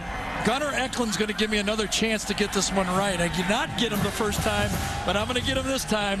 Number 63 is going to fold around and get the block on the screen. Watch him. He comes back and gets Kendrick Norton on the play. Boom, and that really and then out in front, he gets Middleton with the block that Carter was talking about. 2 blocks, and that makes the screen go. Falk over the middle, complete. That's John Thompson, the junior, makes the grab. Carter, this is where it's really going to test the resolve of this Miami football team. When it's close, when things are going well, it's easy to really play hard. Now, scores going against you, frustration's building up a little bit. You had a guy knocked out of the game, on a targeting, and they're chipping away on you. It's almost like, and a great play to the outside that time. Martin, and he is dropped immediately. Talking about tackling in space, that's McCord. Yeah, absolutely. Tyreek McCord, number 17, takes on the blocker and makes the play at the same. Actually, just shoves right into him. John Thompson got beat. Yeah. And Thompson with half the tackle there. Yes, exactly. The back half. 11th different receiver that Luke Falk has completed a pass to. DeMaurice Martin, a true freshman. Interesting thing about Miami again here, as Washington State substitutes right there, Miami just doesn't have the bodies to substitute. Got nobody to come in. 6 passes, 11 different receivers. Wheel route, incomplete. It was intended for Morrow, and there's Jermaine Grace, the junior linebacker, in coverage. Well, that time the Miami coordinator D'Onofrio called more of a blitz man-to-man coverage and just challenged his team, and everybody manned up and forced a tough throw. But here we go. 4th down, Washington State 1 for 2 so far today. This will be the 39th time that Mike Leach calls the plays for Washington State. He's gone for it on 4th down. And it looks like they're going to match up again and force man coverage again.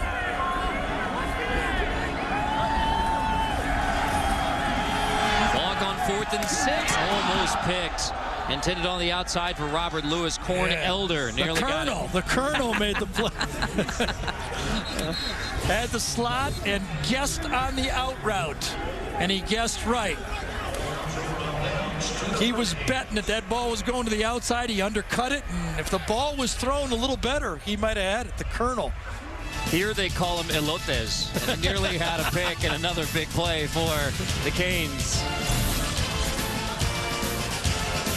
20-7, Washington State on Miami. We send it down to Allie LaForce. Thank you, Carter. There's no doubt that both of these teams made the most out of their visit to El Paso with all the enthusiasm in the world. Both teams arrived here in El Paso on Monday, and then on Wednesday, the teams got to tour Fort Bliss. They wanted to show their appreciation for the military, and the players said the best part was they got to ride the tanks. They got to drive them themselves. Also, Thursday, both teams visited hospitals. Miami visited the Hospital of Providence Children's Hospital, and Demetrius Jackson took his $200 of per diem, and he used it to buy toys for these kids. Washington State visited the Children's Hospital of El Paso as well, and they both had an awesome time here in the city. Allie, that's a great note.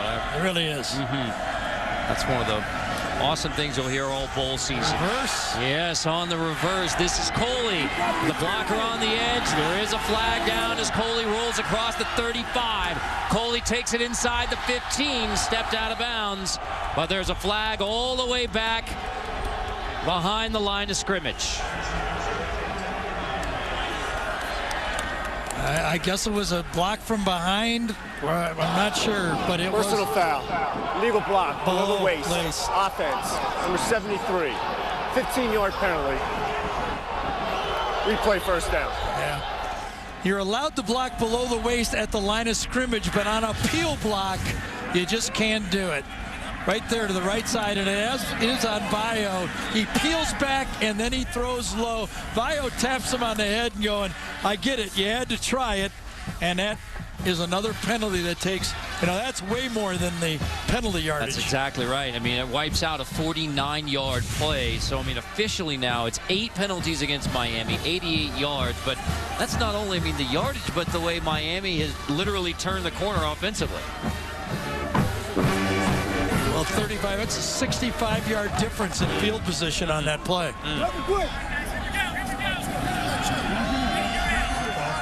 I don't know if you need to make that block, but when you're on the field, you don't know that. I mean, your perspective down there is, that's my man, and I got to make my block, and that's the way it goes sometimes. Just got to make it up higher. Play action. Kaya on 1st and 25. Nice grab. Ball loose. Scott again. He's having trouble.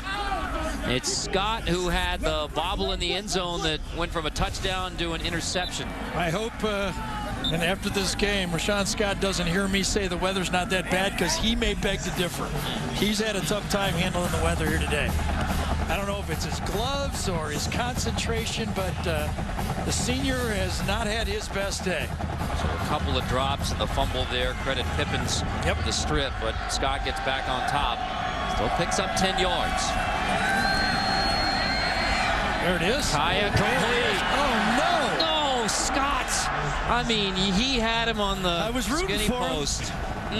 It's a beautiful, just a little bit of a technique on a card, a little bit of a square in on this one.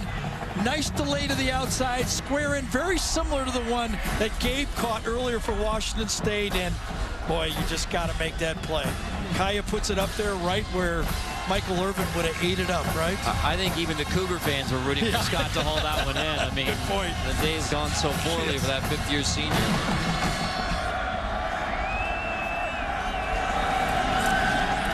So 3rd and 15. Kaya intended for Scott again. It's incomplete. Miami wants a flag. None coming. Well, he sure didn't play the football on that one. Ball hangs just a bit. 3rd straight throw, and coming across, Taliulu gets there just as the ball does. I think it's a good no call. I really do. I always say the defender has as much right to the football as the offensive player, but a frustrated Scott down on the Miami bench. It's going to need some pick-me-up from the teammates, coaches. That looked like Larry Scott over there. Yeah, you got to hang though. This is where the leadership has to come in. It's still a long football game. The play to be made may still be in front of you. Vogel hits it at the 20. Awesome lets it bounce at the 35. Miami scoops it up right around the 34-yard line. So the Cougars get it back with a 20-7 lead. 3:26 to go in the 3rd.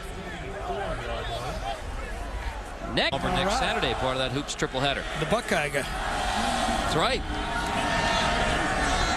Buckeyes got a big win over Kentucky at CBS. Give it to Keith Harrington. Redshirt freshman gets just a couple. Yeah, Jermaine Grace that time with the tackle, the inside linebacker, and that's an area of this defense for Miami that really has had to change. Injuries to Raphael Kirby, Darian Owens, 2 guys that with a lot of experience inside linebackers that this Miami team was forced to play without this year. Falk pressured on 2nd down, takes the sack to force 3rd and long as the Canes bring down Falk. Well, I got to give it to the Hurricane defense and football team. No backup. They're playing, they're finishing.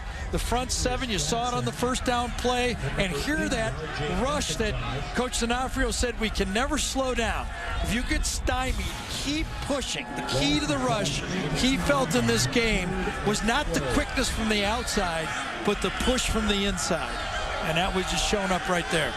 Demetrius Jackson, who donated his per diem for kids' toys here in El Paso. Well, we'll see what Mike Leach wants to do on this one now. Let's see how tough he is.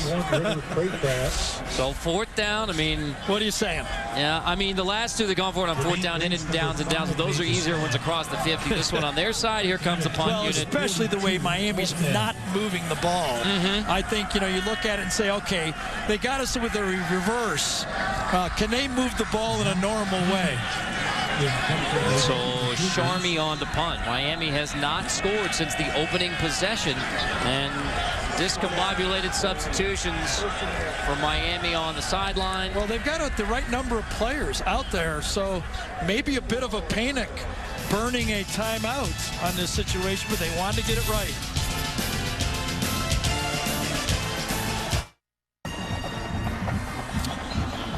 Carter, another good job by the officiating crew out there. Because Washington State sent their punt team in late, they were allowing Miami to substitute. There was no way Washington State could quick snap it. It's just Miami could not get the right look out there in time. They took a timeout. So rather than another penalty, which would have been the 9th on the Hurricanes, used the timeout. Went after him. Charmy gets it away. The true freshman punter. Berrios backing up, dropped as soon as he grabs it. Boy, Berrios is nailed as soon as he gets it, and that is Teglovich who makes a stop. Well, they went for the punt block, so Berrios knew that he had no blocking. I'm surprised. A fair catch is a much smarter play in that situation. Even if you catch it and you juke, you're not going to juke out 7 of them. Very dangerous play for Miami. I mentioned before, Miami has not scored since the opening possession. It was an opening drive touchdown. Brad Kaya and the Canes.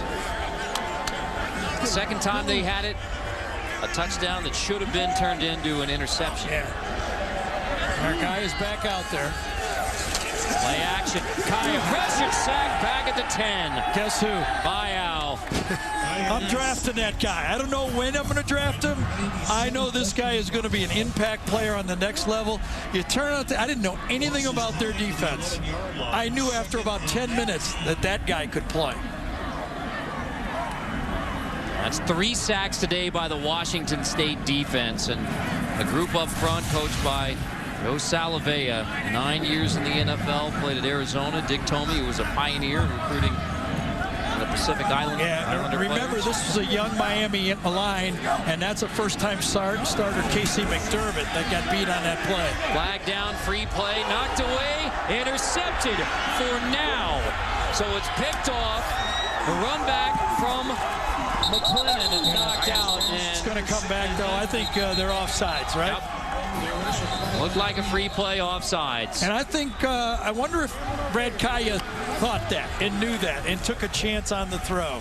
We talked about it, part of their offense. Yes. Gamble on the play. I think it's number 99, Paulo, that's going to get it. Offsides, at least. Wipe out McClennan, the rush in, dropping into coverage in the zone. Interception for now. It's always dangerous doing this, though, because you don't know if he moved on offensive movement. There are fouls on the play by both teams. During the return, illegal blocking below the waist on the return team, number 68. Prior to the interception, offsides, 99. To wipe out the interception with offsides. Follow. We'll see what McGinn comes Illegal back. block below the waist was against Miami. So the foul's offset. Replay, second down. Okay. So one on Miami, and then the offsides on Washington State. I thought that sounded odd. That it was so one on each side. Replay it. There's Joe Salavea, and you talk about the impact that he's had staying with Washington State when could have gone elsewhere. He looks like he can play football too. How would you like to go up against him? A legend in Pago Pago, American Samoa. One of the reasons why Washington State is so successfully recruited as defensive linemen from American Samoa.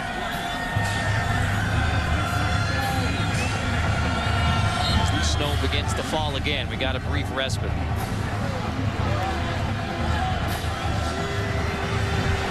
Second and 19, ticking away in the third. Kaya inside give.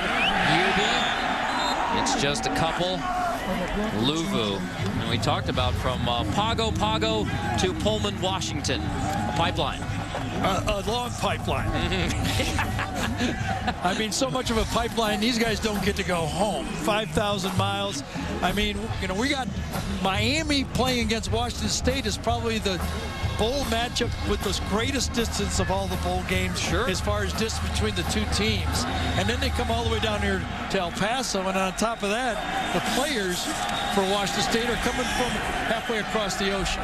Kaya incomplete. It was intended for Scott again. Kaya took a pop, and he is slow getting up. It's Palacio who delivers the shot to Brad Kaya on the final play of the third quarter. Yeah, nothing really. Oh, and it might have been tipped on the play. Not that was, can't call that one a drop, but as he let it go, he's going to get hit by Palacio just at the let it go again. He's taking a beating now as this game has gone on and on.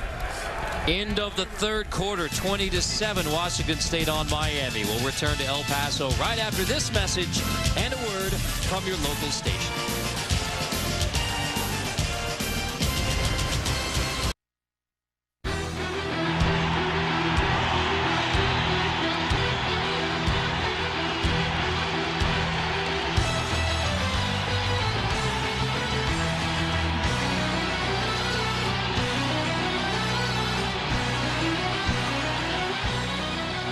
The snow is picking up as we head to the fourth quarter here in the 82nd Hyundai Sun Bowl. 20-7, Washington State on Miami. No scoring in the third, and we begin the fourth quarter with a punt. It's been a nice comeback from Vogel after a rough first half in the punt game. And now he's got the wind. Let's see if he can get one rooted out of here. It's at near the 2.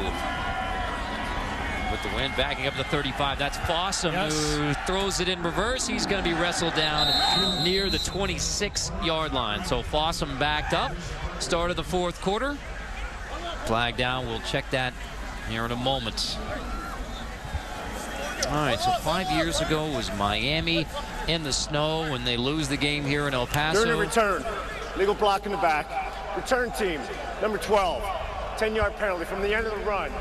So a 20-7 game now. It's snowing again. What's the hope now for Miami in the fourth? I think if the Miami offense can step it up like the Miami defense, you know, they are self-inflicted. A lot of these ruins, dropping the ball, penalties, you know, easy sacks. They got to play their football the way they know they can. Get to it. They got the win now, and you know, a turnover might help a little bit, by the way, as well. But I think the Miami defense has stepped up. The problem is the Washington State defensive line has been a big difference in this third quarter of this game. Turnover each side. Fought, incomplete. Well, nearly got one there. So remember at halftime when we talked about the weather and, you know, who was really getting a kick out of this, and we said Vern, but also Nancy. Yes. I think enjoying the fact that, Christmas break. So your guess was Pinot. I guess it would maybe more Chardonnay there, looking good in Colorado. And the snow looks a little better there than it does here, doesn't it? Vern, an all-around legend and a Sun Bowl legend. So yeah, well deserved that glass. Well, Carter's doing a great job, but we still miss Vern, right? Yes, exactly. And yeah, maybe there'll be a glass after this one as well. Yeah, I'm sure there will. I think perhaps to warm up. We'll see. Oh, by the way, speaking of Mike Leach and this return to Texas, Mike Leach said used to recruit in the Texas Tech days. They would recruit around the fact that they could go to the Saxon Pub on Thursday night to see Rusty Weir when they came through Austin. They would set their scheduling up through that. So Falk complete. That's Marks short of the first down. But 3rd and 10, and the long punt and the penalty at the end of the punt has now created. There's no way they go for this, do they? Not even Mike Leach goes for this. Not even Les Miles goes for this. Can't chew on this grass. Oh, will he? Let's see. So far today, 1 for 3 on 4th down conversions. Now the offense is going to stay out there. Here's the gutsy call. 4th and 2 with a 20-7 lead.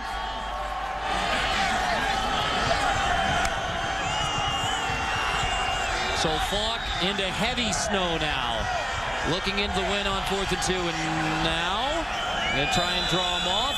3 seconds to, and Miami does not jump. They didn't jump because they couldn't see him. There's too much snow out there. What are they going to do? I don't know. Well, we'll see what Washington State does on 4th down after the timeout. For our Geico game recap. Fast start for both offenses. Falk was perfect on the first drive. Hit Jamal Morrow for a 31-yard touchdown reception to get it started for the Cougars. But Brad Kaya and the Canes had an answer on their first possession. Coley with a 4-yard grab. That's the last time Miami has scored in the game. Powell, 30-yard field goal to give Washington State a 10-7 lead at that point. And then Falk's second touchdown. This one goes to Gabe Marks from 25. Washington State gets another field goal just before the half from Eric Powell, 20-7. A scoreless third quarter, and now in the fourth with the snow. I mean, this is bordering on blizzard now. Yeah. And remember, Miami came close last time to blocking it. Let's see if they do it again or they go return. They go return. Out of the timeout, Sharmy hits it at the 15. Barrios backs up, makes the fair catch at the 35. And in the snow, here's Allie LaForce. Carter, you mentioned Vern being a Sun Bowl legend. I think this guy is a Sun Bowl legend, or at least he should be, after this performance with no shirt the entire game. Rain, sleet, snow, you name it. This guy is a dedicated fan. What is your name? I'm Ben. Nice to meet you. Ben, who put you up to this, and what are you winning in this bet? Oh, nobody put me up to this. It's a beautiful day out, and I just want to come cheer on my Cougs. He's the legend. How much do you love this team? Oh, I've been here for all these games. Might as well come back for another one. Beautiful day out. Let's go, Cougs. Go! Well, I no longer will complain about being cold. No. Allie, please tell me he's not a graduate of the school. Have you graduated? It's when the sombrero really comes into place. Oh, Barrios off the Wildcat. Barrios is going to take it inside the 20.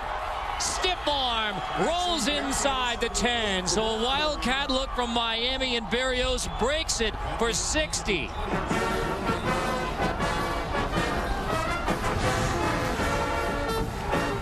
There it is. Inside handoff, Coley. Barrios makes one miss. This time there's no penalties on the play. Remember the last time on first down they had the reverse. So you see what James Coley is pulling out the stops. Walton straight ahead, touchdown. The points right there. They've had a reverse called back, and then they do basically a jet sweep from the Wildcat and catch Washington State flat-footed. Quick snap, give it to him, and into the end zone. Barrios picks up 60, and then Walton takes it in, and Miami right back in it. 20-13 in the fourth. 20-13, hanging in there, and no just lay down this time for this Miami team. You know, I got to give credit to the whole coaching staff for this, and let's give credit to Al Golden for recruiting these type of players that are in this program to win it and show up for the pride of the Canes. Interim head coach Larry Scott said you got to respond to adversity. And no matter what the situation, you got to come out and win. First down, you hand it off. Barrios tried it on punt returns. He didn't get it, but on the jet sweep, he almost puts it in. And then right after it, good block by Casey McDermott to open the hole. He gave up the sack, but not there. Miami in El Paso for a bowl game in snow. It's becoming a tradition in its own right, but the 2015 version fighting back. Coming up, we'll have our play of the game presented by Napa Auto Parts.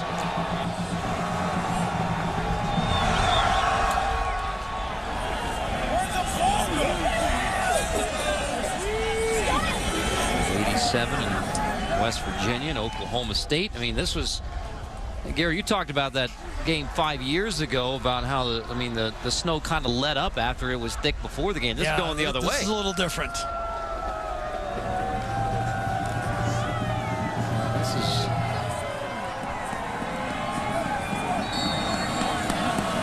Delay just getting this kickoff. So Cimarine will kick it off after the Miami touchdown in a hurry. First points of the second half for either team. Let's just go ahead and call it a blizzard now, settling in. This qualifies for a blizzard in Michigan, where I grew up. Kick goes out of bounds. That'll put it at the 35. Well, now it's Washington State's turn. They've been stopped. Twice on downs. The 35-yard line. Twice. On the right hash. Can they find a rhythm? It really looks like the safeties, even though they've lost one, Jenkins, it looks like the safeties, Bush and Crawford, are really breaking on the ball and giving this offense for Washington State problems. Short-handed Miami defense. Jamal Carter was sent home, violation of team rules. Rayshawn Jenkins, both those players safeties. Jenkins ejected in the first half for targeting. And Jaquan Johnson is the safety in the game. Harrington takes the handoff a couple yards. We're going to check in for another update from Allie. Gary, I did some follow-up work for you, and our shirtless Brave fan is a 2010 graduate of Washington State. And he said, just so you know, I am now working as a professional engineer. So he might be crazy, but he's also very smart, apparently.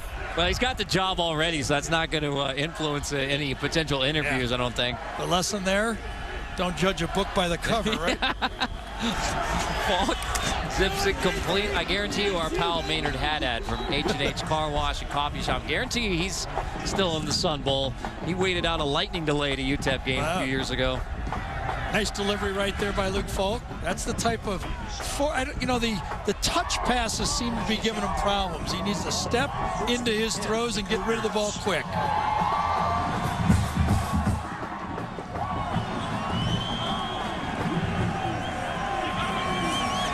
The sophomore from Logan, Utah, the former walk-on. Quarterbacking the Cougars. Watch out. Feels the pressure, leaves it incomplete, intended for Morrow. Oh, these highlight packages look like they're from different games. But trust us, this was earlier in the game. No snow, and Falk got off with a quick start. Had that ball humming. Second half, made a good throw, but that's been about it. One down the sideline, and everything else. The Miami defenders have been playing zone, facing the quarterback, and breaking on the throw. Very effective defense. And trust us, it was sunny and lovely and warm the last couple of days in El Paso. This weather rolled in right before kickoff, and it is snowing its heaviest now as Morrow takes that handoff to the 50. This is that system coming in from the west. We were hoping it would hold off until the end of this game, and that has not happened.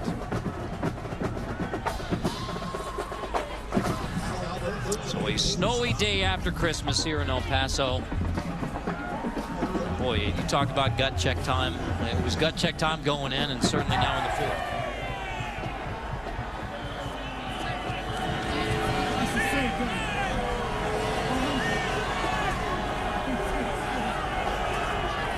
And the Cougars facing 3rd and 5. Washington State has not scored in the second half.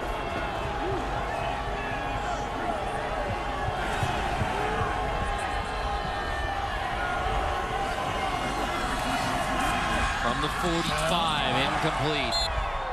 Remember, Carter, we talked early in the game about the key for Miami. Now, the weather's helping a little bit. They were going to throw the ball roughly 50 times.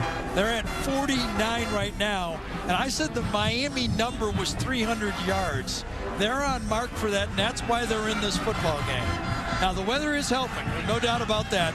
But this is the type, when they're going to throw the ball that many times, that's what you got to get it. You got to get it a 6 yards per attempt average. And you know going in, you're going to give up big passing numbers no matter what. Or at least completions. You want to avoid the big ones, but you know they're going to complete passes on it. So Charmy punts. Berrios, who had the big 60-yard run. Not a good one. Short. If you don't hit the ball as a punter purely against the wind, it just slides off and goes out of bounds. So we'll see where they mark it out. Looks like around the 27s where they mark it out. That's a 23-yard punt from Charmy.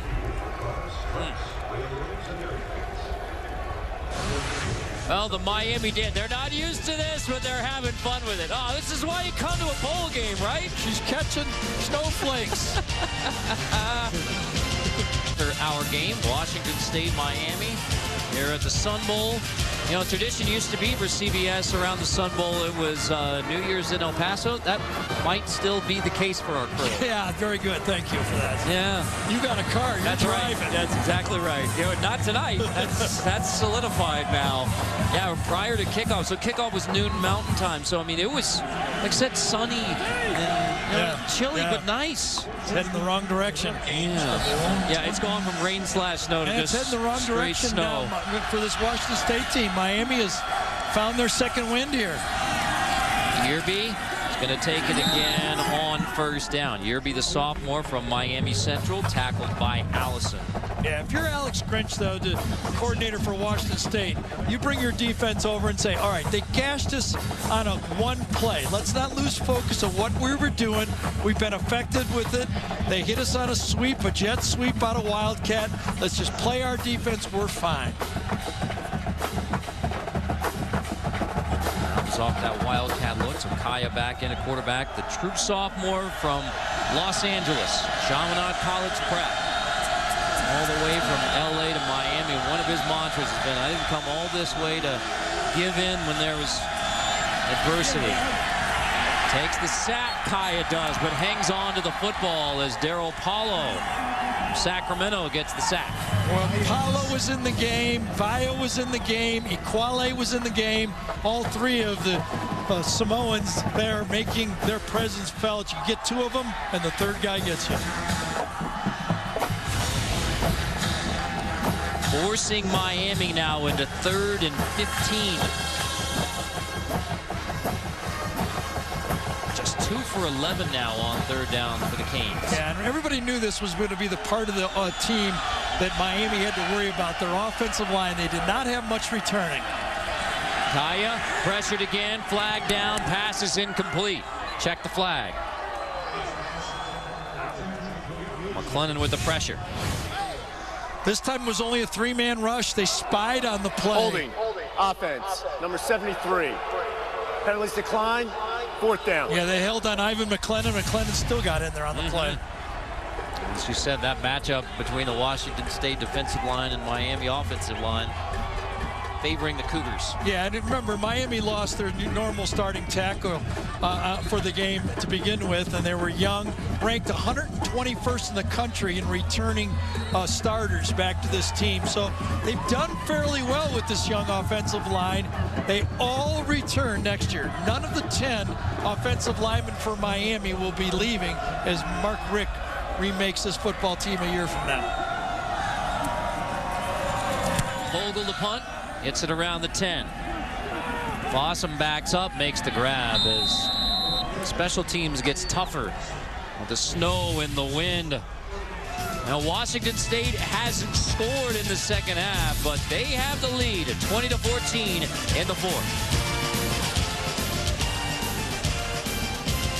Sebastian is not used to snowball fights, but I think he's picking some. Yeah, always picking some with some Cougar fans.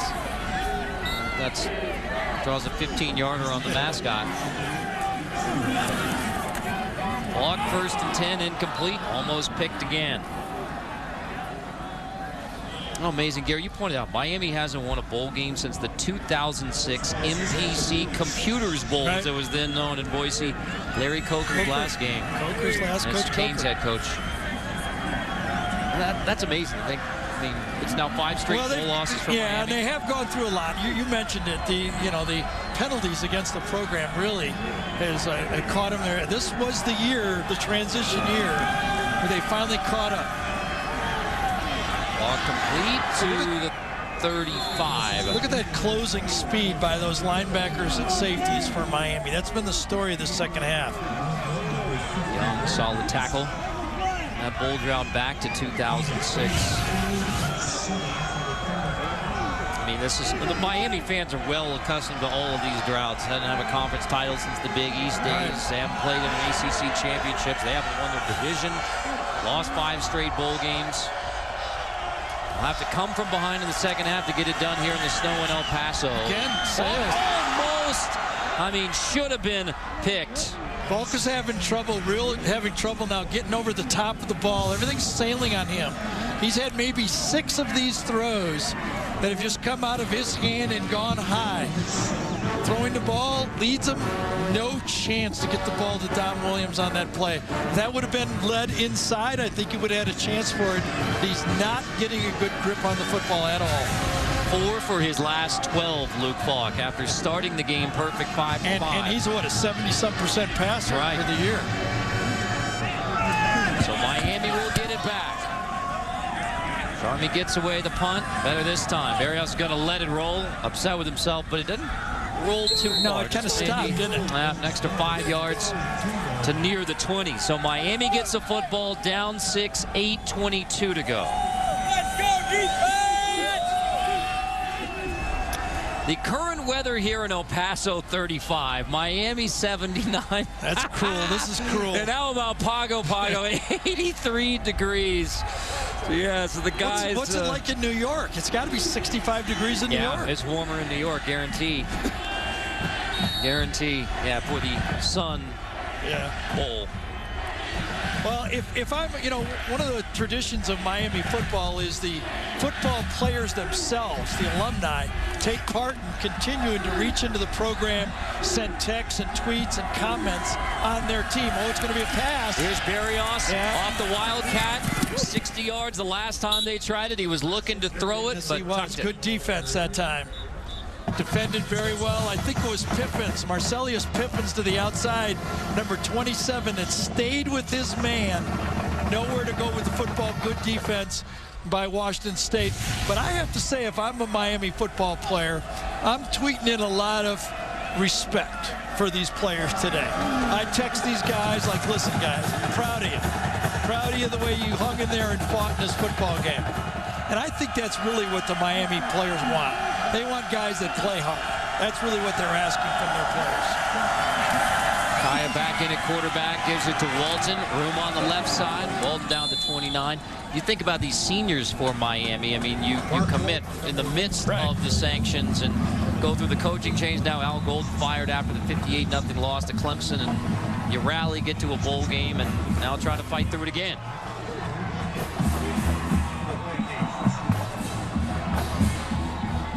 Just 2 for 12, third down conversions. This 3rd and 3 coming up for Kaya and the Canes.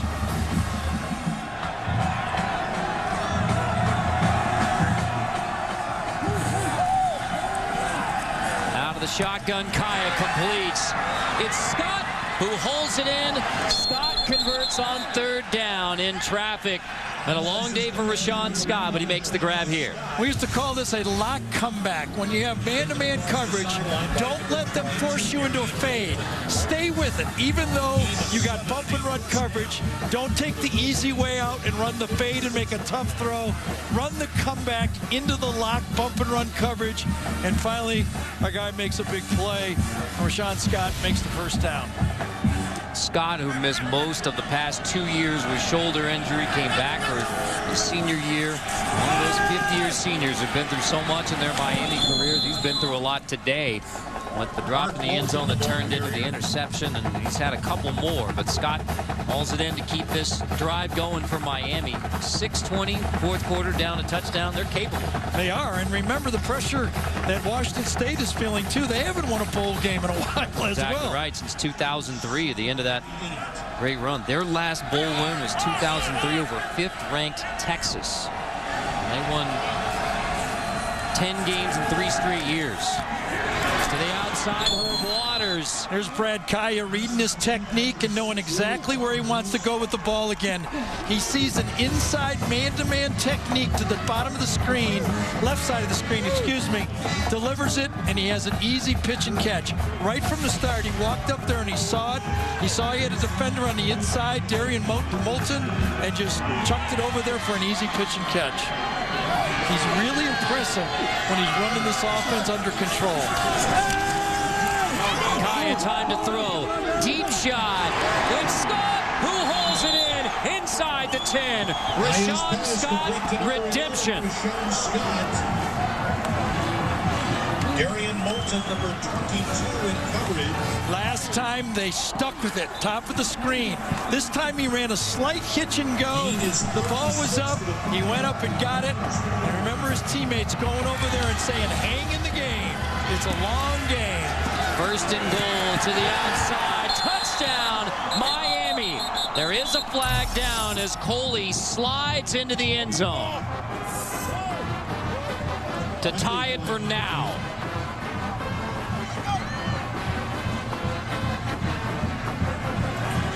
Went unbalanced. I think this was a legal formation. I think it's going to hold up and be a touchdown. I think they were legal. Block in the back. Oh. Offense, number 6, 10-yard penalty, replay first down. Miami went unbalanced on the play. I thought that they were what they were talking about. Herb Waters is the guy that was called number 6. Let's see if we can see it.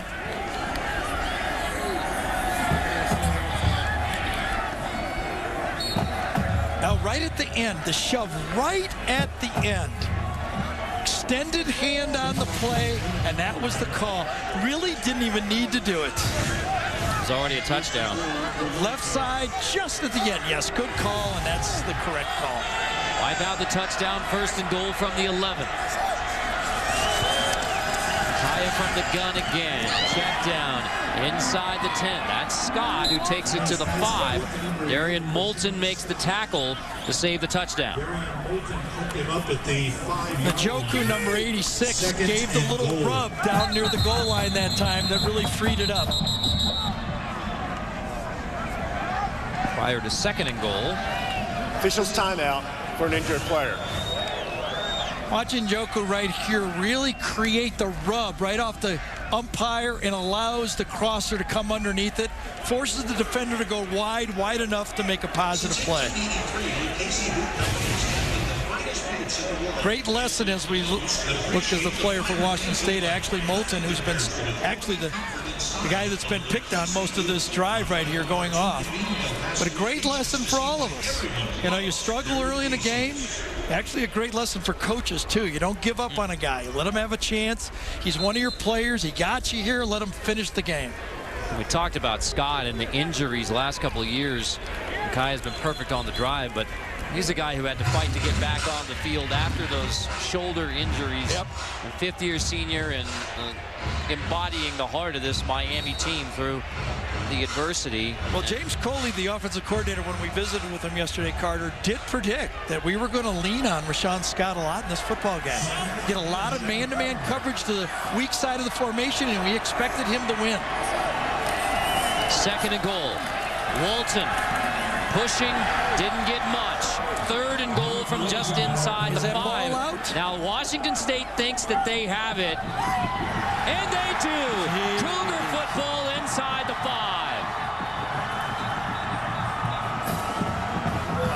I don't know. This has got to be obviously going to be reviewed. Walton kept fighting and fighting and fighting. One rolls off again, and at that point, Washington State turned the ball. I do not see it come out. Did you see it? You got a bigger monitor than I do. Do you see it? You got Vern's monitor. That's exactly. Thank you, Vern. I mean, good luck getting a clear picture from some kind of replay as well. Well, you could see right at the end, number 27, Marcellus Pippin sees the ball on the ground and dives in there, and that's before Walton went down. There, it's out. It's out. Yes, it is. Very clearly out on the play before he was down, and that one will hold.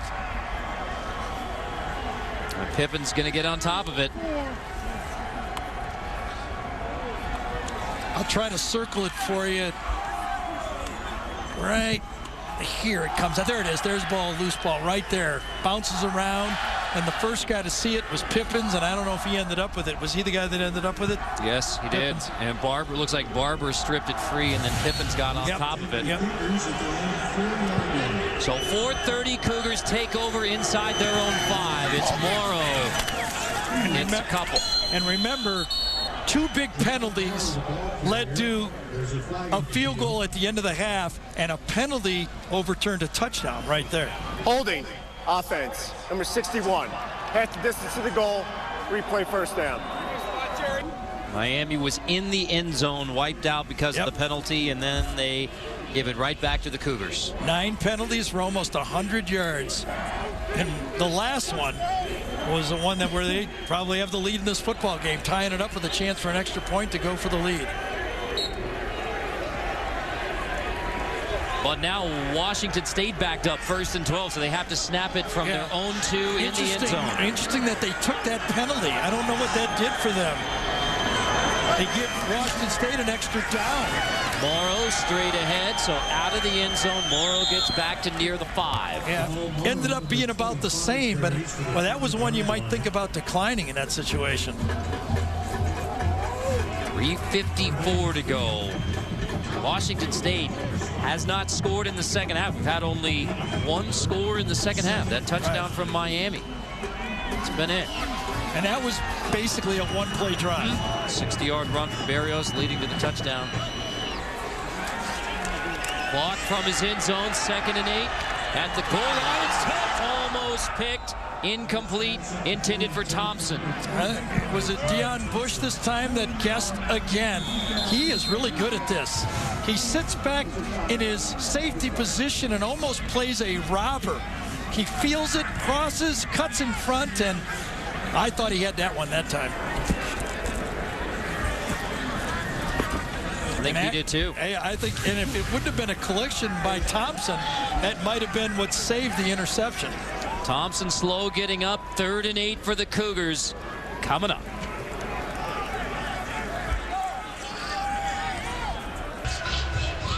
John Thompson on the Washington State sideline, banged up on that last play.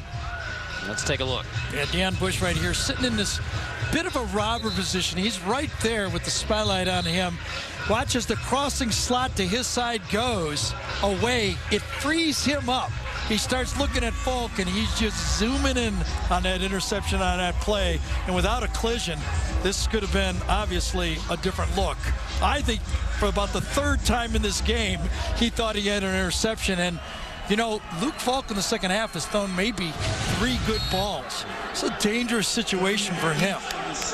3rd and 8, he's going to throw it from near the goal line.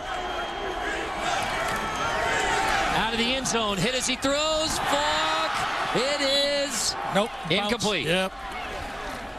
And he got, as you mentioned, Coach D'Onofrio took an extra player, brought a 5th rusher on that play, zone blitzed him, got rid of it. It was a good thing it was high because Deion Bush again was there for the interception. If it would have been a perfect throw on the line, he would have picked that one off. Falk 1 for his last 7. So with 3 and out, Washington State gets the takeaway inside the Miami 5 after the Canes touchdown was called back. But a 3 and out, and now a dangerous spot for Zach Charmy, punting out of the back of his own end zone. Well, they're going to come after this one, I'll tell you. Nope. They stay with it. Charmy gets it away. Berrios backing up, grabs it at the 49. Berrios with the seam, takes it across the 35, inside the 30. And with 3:13, Miami down by 6. They have it inside the Cougar 30-yard line. It's never cold when you have a chance to win a football game. 42-yard punt, 21-yard return. Remember last time Miami had the ball, Kaya drove him all the way down here. Good call. Going to stick it into the end zone, but Herb Waters at the end of it, a little shove, and maybe unnecessary shove. I don't know if the guy would have made the tackle or not, but on the very next play, fumbled and the other way. Now it's 4-down territory. Everybody on the field knows it. Miami looking for their first bowl win since 2006, so they pull out the trick, and it does not Workout picked off the pass from Yerby. Luani has it, and Shalom Luani gets a block on the outside, rolling across the 50. So the trick play toss from Yerby ends up in an interception. There are flags down. Well, the weather really caused this one. James Coley went with his third trick play in a row on first down. Halfback pass. Yerby has it slip out of his hand, and Shalom Luani, the guy who clinched the game against Oregon with an interception, may have clinched the Sun Bowl for Washington State. Going to have another block. It looks like it's going to come back a During ways. the return of the interception, little block in the back on the return team, number 92. 10-yard penalty from the spot of the foul. First down. Well, that's a big penalty. With this kind of weather into the wind, it gives the Miami defense hope that with another stop, Kaya can get the football back. Luani, the Samoan soccer player, comes up with the interception. This one was an easy one, though. I thought he had him. The play was set up, but it slipped right out of his hand. For Yerby, sophomore, who went over 1,000 rushing yards in this game, just the 10th time that has happened for a Miami back, but it does not end well when he tries to throw it. I can't blame anyone. You know, I mean, James Coley has called a lot of good plays for big plays, but on the last drive, Brad Kaya was in complete control of the offense, and he let his halfback throw instead of his quarterback. In 3 years since Washington State has been shut out in the second half. Oh, and that's a tough timeout for Miami. Timeout. Miami. Second of the half. Oh. 30-second charge. Boy, that hurts. That's a lack. They must only have 10 players out there. 20-14, Washington State looking for their first bowl win since 2003. 2:58 to go here in snowy El Paso. Timeout Miami, a defensive timeout, and you see defensive coordinator Mark D'Onofrio upset. Let's take a look. It was Deion Bush who called the timeout right here. Now, in our count, we thought he had 11 on the field. Deion Bush did not feel that way. And after he calls the timeout, he's confused. I thought they had the 11. There were only 9 in the picture, but I think we were missing the look of the other safety and the cornerback. They're aligned exactly the way they are now. Only one timeout left for Miami. Morrow takes it across the 15 through the Canes for a first down to the 20. Well, this will be tough for Miami. Luke Folk is struggling throwing the football in this weather. The worst rushing team in all of college football. Can they get a couple of first downs here to put the ball game away? Because that defensive timeout, only one chance to stop the clock for the Canes.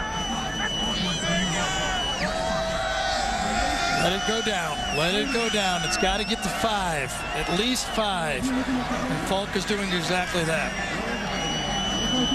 You know, Carter, we kept talking. It is true that he walked in at Washington State, but in his junior year, he was offered a scholarship at Florida State to play quarterback. It was a little bit of him transferring around in high school that caused him to kind of lose track of the scholarships. This is not your normal walk-on. This is a guy that was recruited in parts of his career.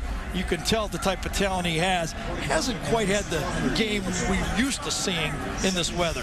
It took until 1:53 in regulation for me to mention this, but he's a big believer in essential oils, including frankincense, before every offensive drive. So the day after Christmas. I don't know what that means, but it's a very good story. Yeah, I'm not sure. Maybe if it's wise. Oh, wise. I got you. There you go. We're 1-1 on those stories,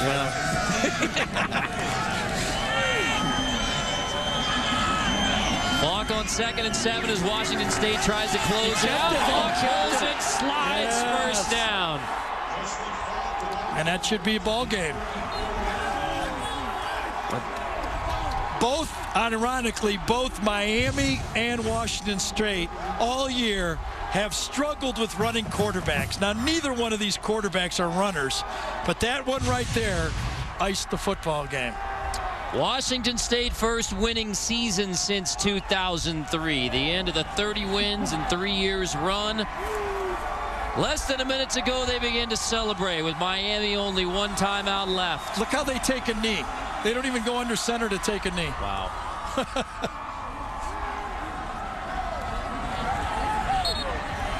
And for a team that had a disaster to end the year against Washington and a disaster to begin the year against Portland State, and I tell you what, had they not beat Rutgers, who knows what this season would have looked like when they nosed that out, are going to win a bowl game against Miami. That's the first bowl win since the 2003 Holiday Bowl over 5th-ranked Texas. Bill Dobbs' Cougars came from behind to win. Washington State didn't play in another bowl game till last year's. It was a couple years ago, the New Mexico Bowl, but that was the last winning season, was that 2003, and this will be the first bowl win since that season. Our Napa plays of the game. The last 2 turnovers. Yeah, Miami will remember this. They just got done scoring a touchdown, and then they drop it, get a good stop. Remember, Miami could have intercepted a couple of plays, and then on a halfback pass, turnovers on almost back-to-back plays for Miami. Well, for the Washington State fans, there is a lot of optimism. I mean, the last time they came to the Sun Bowl, and next year they rallied and went to the Rose Bowl. Yeah. So, you know, a Sun Bowl, who knows? Maybe special things ahead in 2016 for Washington State. A very wet, chilly and Gatorade, and the only guy colder than that guy is Mike Leach right now. You got the Gatorade bath. Oh, does he look happy about that? Oh. Yikes. Get a hot shower, Coach Leach. Well, and for Miami and interim head coach Larry Scott, through the adversity, no question the Canes fought all the way through this one. Well, Miami has a lot of good football players returning. Let's see if they can take the next step. But you're right, Washington State, a lot of quality wins this year. And can he keep it going? That's the question.